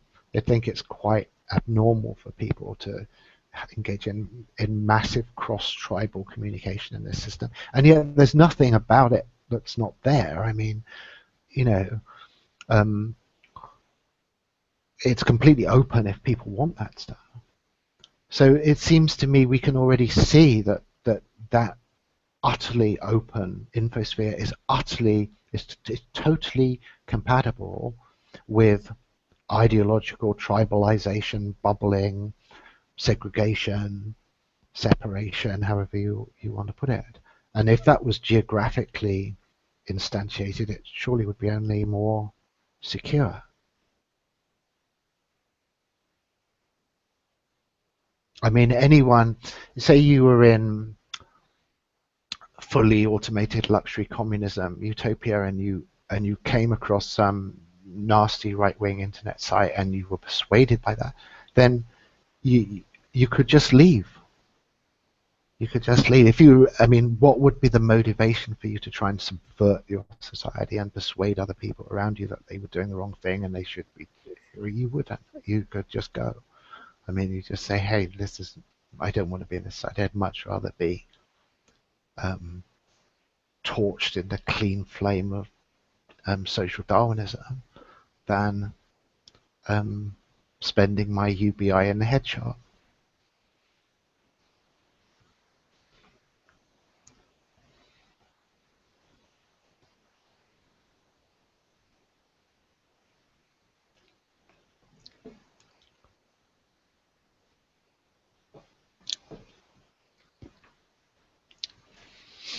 That really puts a point on one of your earlier themes of how a competitive society could outcompete a cooperative society. Yeah. Yeah. But you want to say more about that? Well, if some people actually do prefer vicious competition and all of the things we associate with, say, corporate America and what that does to people's minds, if some people actually like that and try to deepen their experience of that, they might continue to do what is already happening, which is the vicious domination of others because those people are so vicious. But I assume only that their vicious domination would be inhibited by the fact that they would not have access to people except through certain channels, wouldn't they? I mean, people sharing their society would already have bought into that ideology and would be cooperating with them in that structure of vicious domination. And people in overseas, in other jurisdictions, would have to be brought into that system of vicious domination by some kind of contract or formal agreement. I don't see how a system of social Darwinism and vicious mutual domination and all of that could not eventually produce a society that wanted to attack other societies and dominate them as well. How could you have both the metapolitical meta agreement and I feel like the metapolitical agreement. No, I don't think the metapolitical agreement depends upon people not wanting to attack, dominate, whatever. It doesn't. If it depends on any good stuff, on any altruistic stratum, minimal altruistic stratum of human behavior, then it's doomed. It's just fantasyland.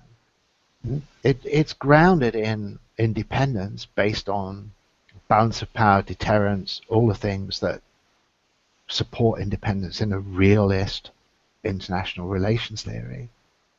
So, you know, the fact that people are bad and imperialistic and any, you know, militaristic, aggressive, territorially expansive, that's built into the cake. You know, you're assuming that. You're assuming the worst possible thing that you can assume. I think that maybe, just maybe, you're not assuming that people are suicidally and perversely malevolent, so that they would actually destroy their own society gratuitously just in order to hurt your society. Maybe you're assuming that, because I think it would be hard, game theoretically, to even begin to work out how you could do rational diplomacy in that world. I think you have to assume that there's a point of just pathological viciousness where something becomes so dysfunctional it edits itself out of the system. But it's still, I would want I mean, you know, think of yours on the board of directors of your little microstate, and you're appointing your security director. I mean, you'd want the guy to have nightmares, wouldn't you, surely? I mean, you'd really want him to think the worst imaginable thing that could happen and be ready for that if it was at all possible. I'm assuming. I'm assuming that's what realist IRT means. When it comes down to an HR decision about your security executives, you want them to be absolute hardcore Hobbesians.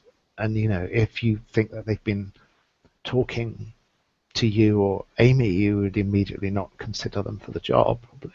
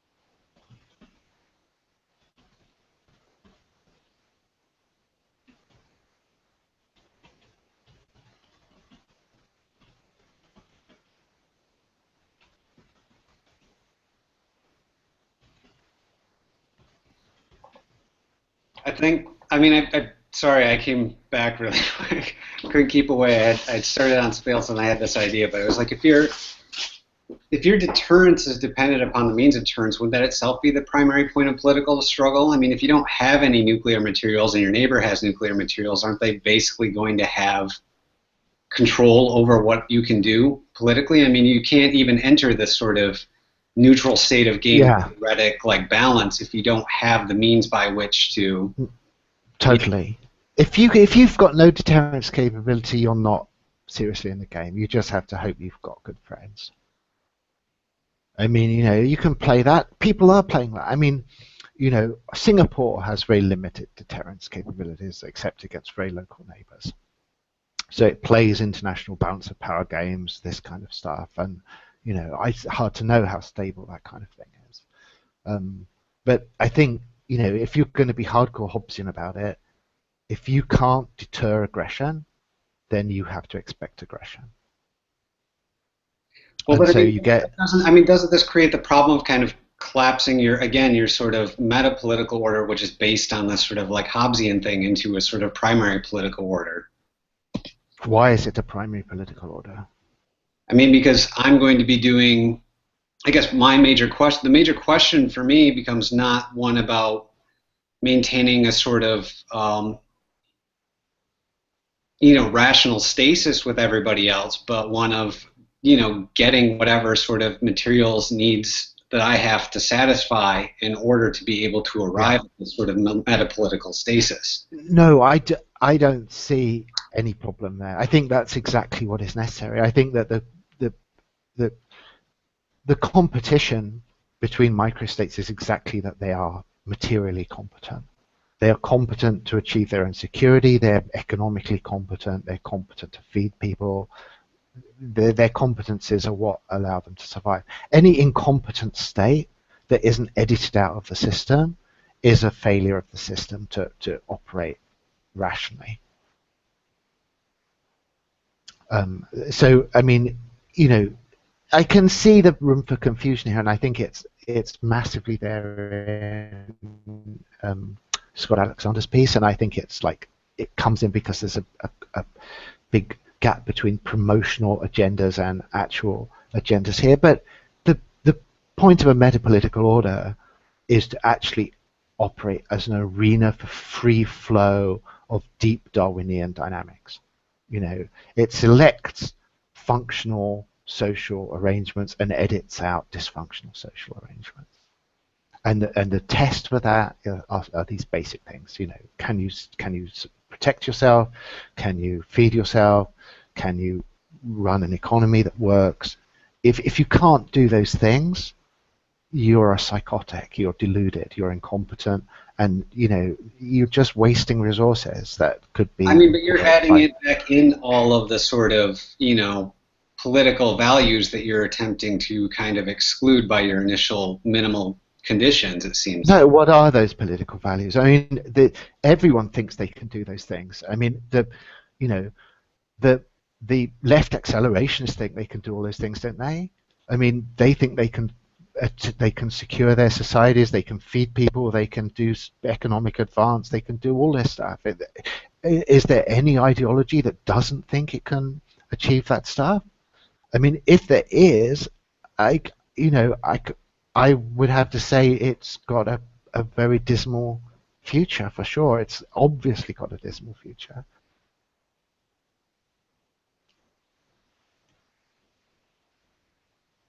You know, I mean, seriously, like an ideology that said, okay, we've got these beautiful ideas. They're completely inconsistent with a functional society. You know, we will not be able to protect ourselves. We will not be able to feed ourselves. We will not be able to do science or technology. Our economy was shit, but we want a bit of space in order to do this stuff. I mean, who's going to say that?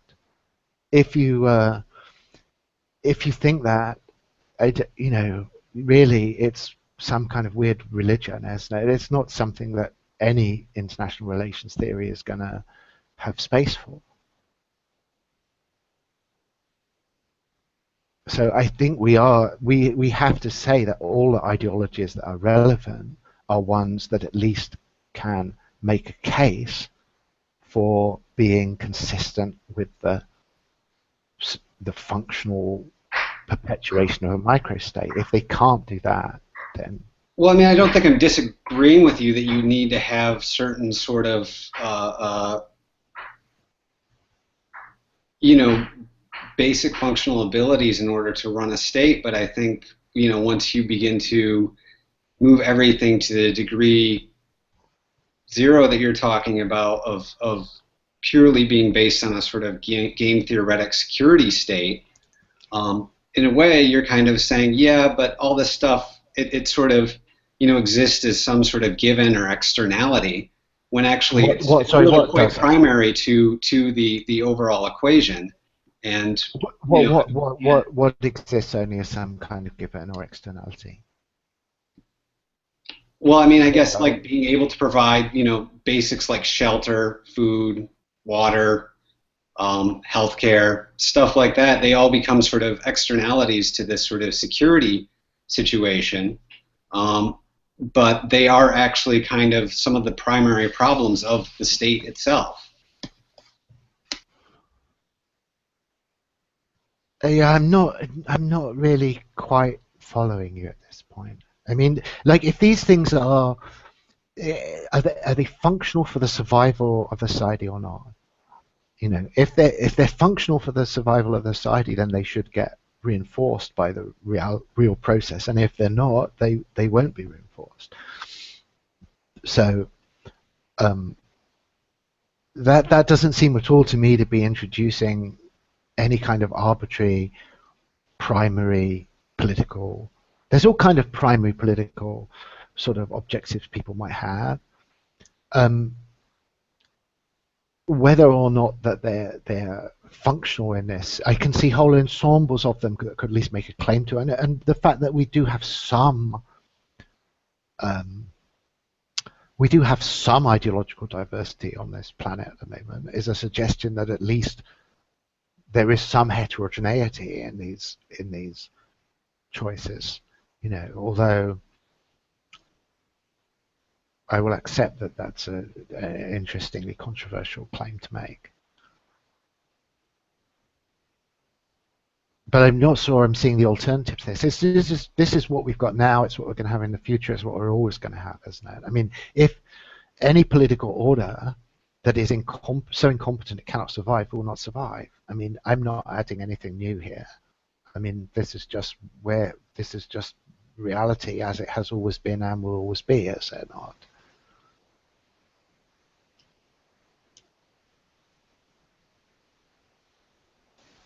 So I think I'm starting to see the importance of reading the relevant theory and looking into the history of liberalism, because you're saying, if I'm getting this right, that you can already describe the situation as a metapolitics or as metapolitical, and so what has metapolitics been doing, and what is it going to do next to anthropomorphize it?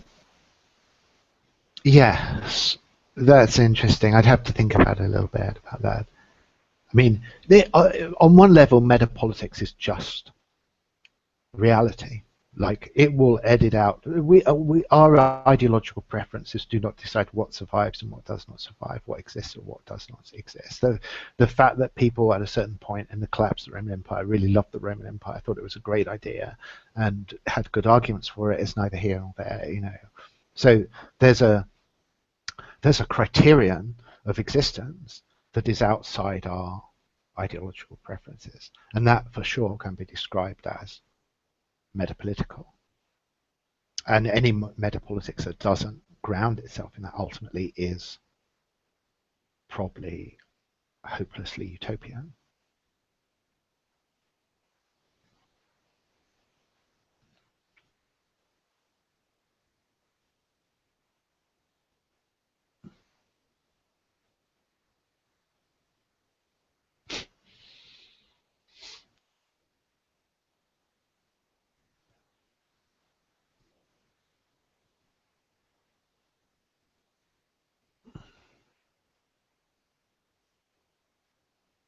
So there's a whole massively complicated discussion happening in the sidebar. I should try and avoid getting too sucked into that right now. I think Tony's gonna let me see it later.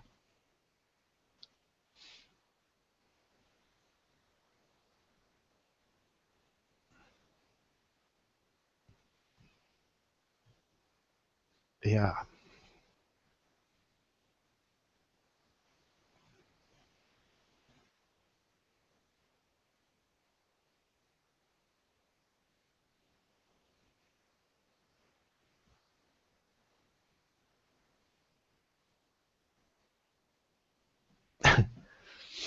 I don't know who Tal is.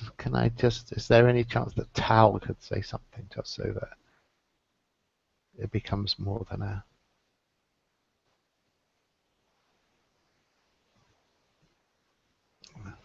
Maybe that's hoping too much.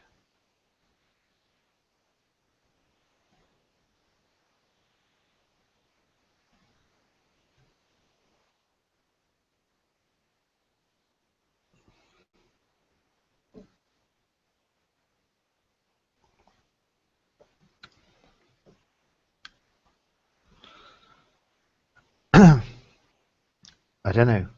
Where are we now? We're in deep silence. Have we reached some terminal equilibrium, or are we just ready for a next surge of controversy?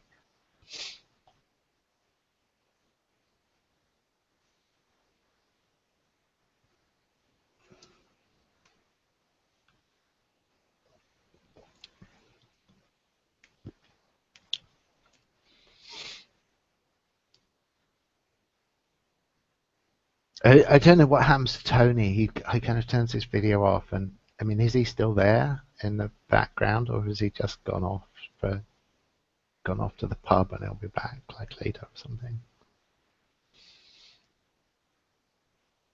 Oh, he's still there.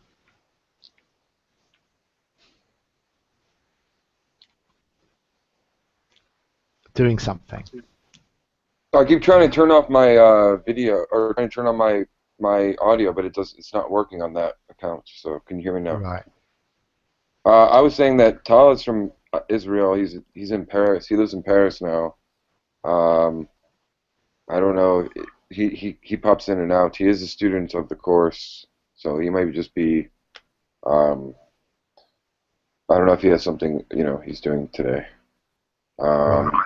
But I think this is a good point to break. I think the conversation was good. I think a lot of the questions that we want to explore in the seminar will be have been like outlined, and we've generated new questions.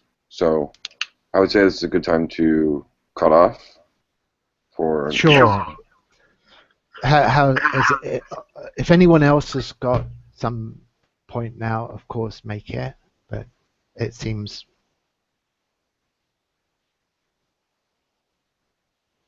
Yeah. Let me just.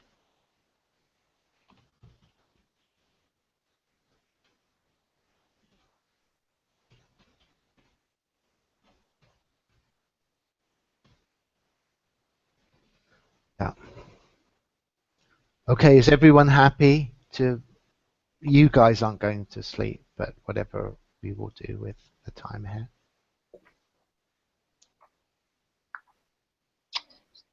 Yeah, thanks everybody. Yeah, maybe I should put that in writing. Thank you. Yeah, it was great. Goodbye. Thank you. See you. Okay, have a good week, whatever. I obviously hope to see you again soon, but regardless of that, thanks for this. And thanks, Tony, for organizing it. Oh, you're welcome. See you. Okay.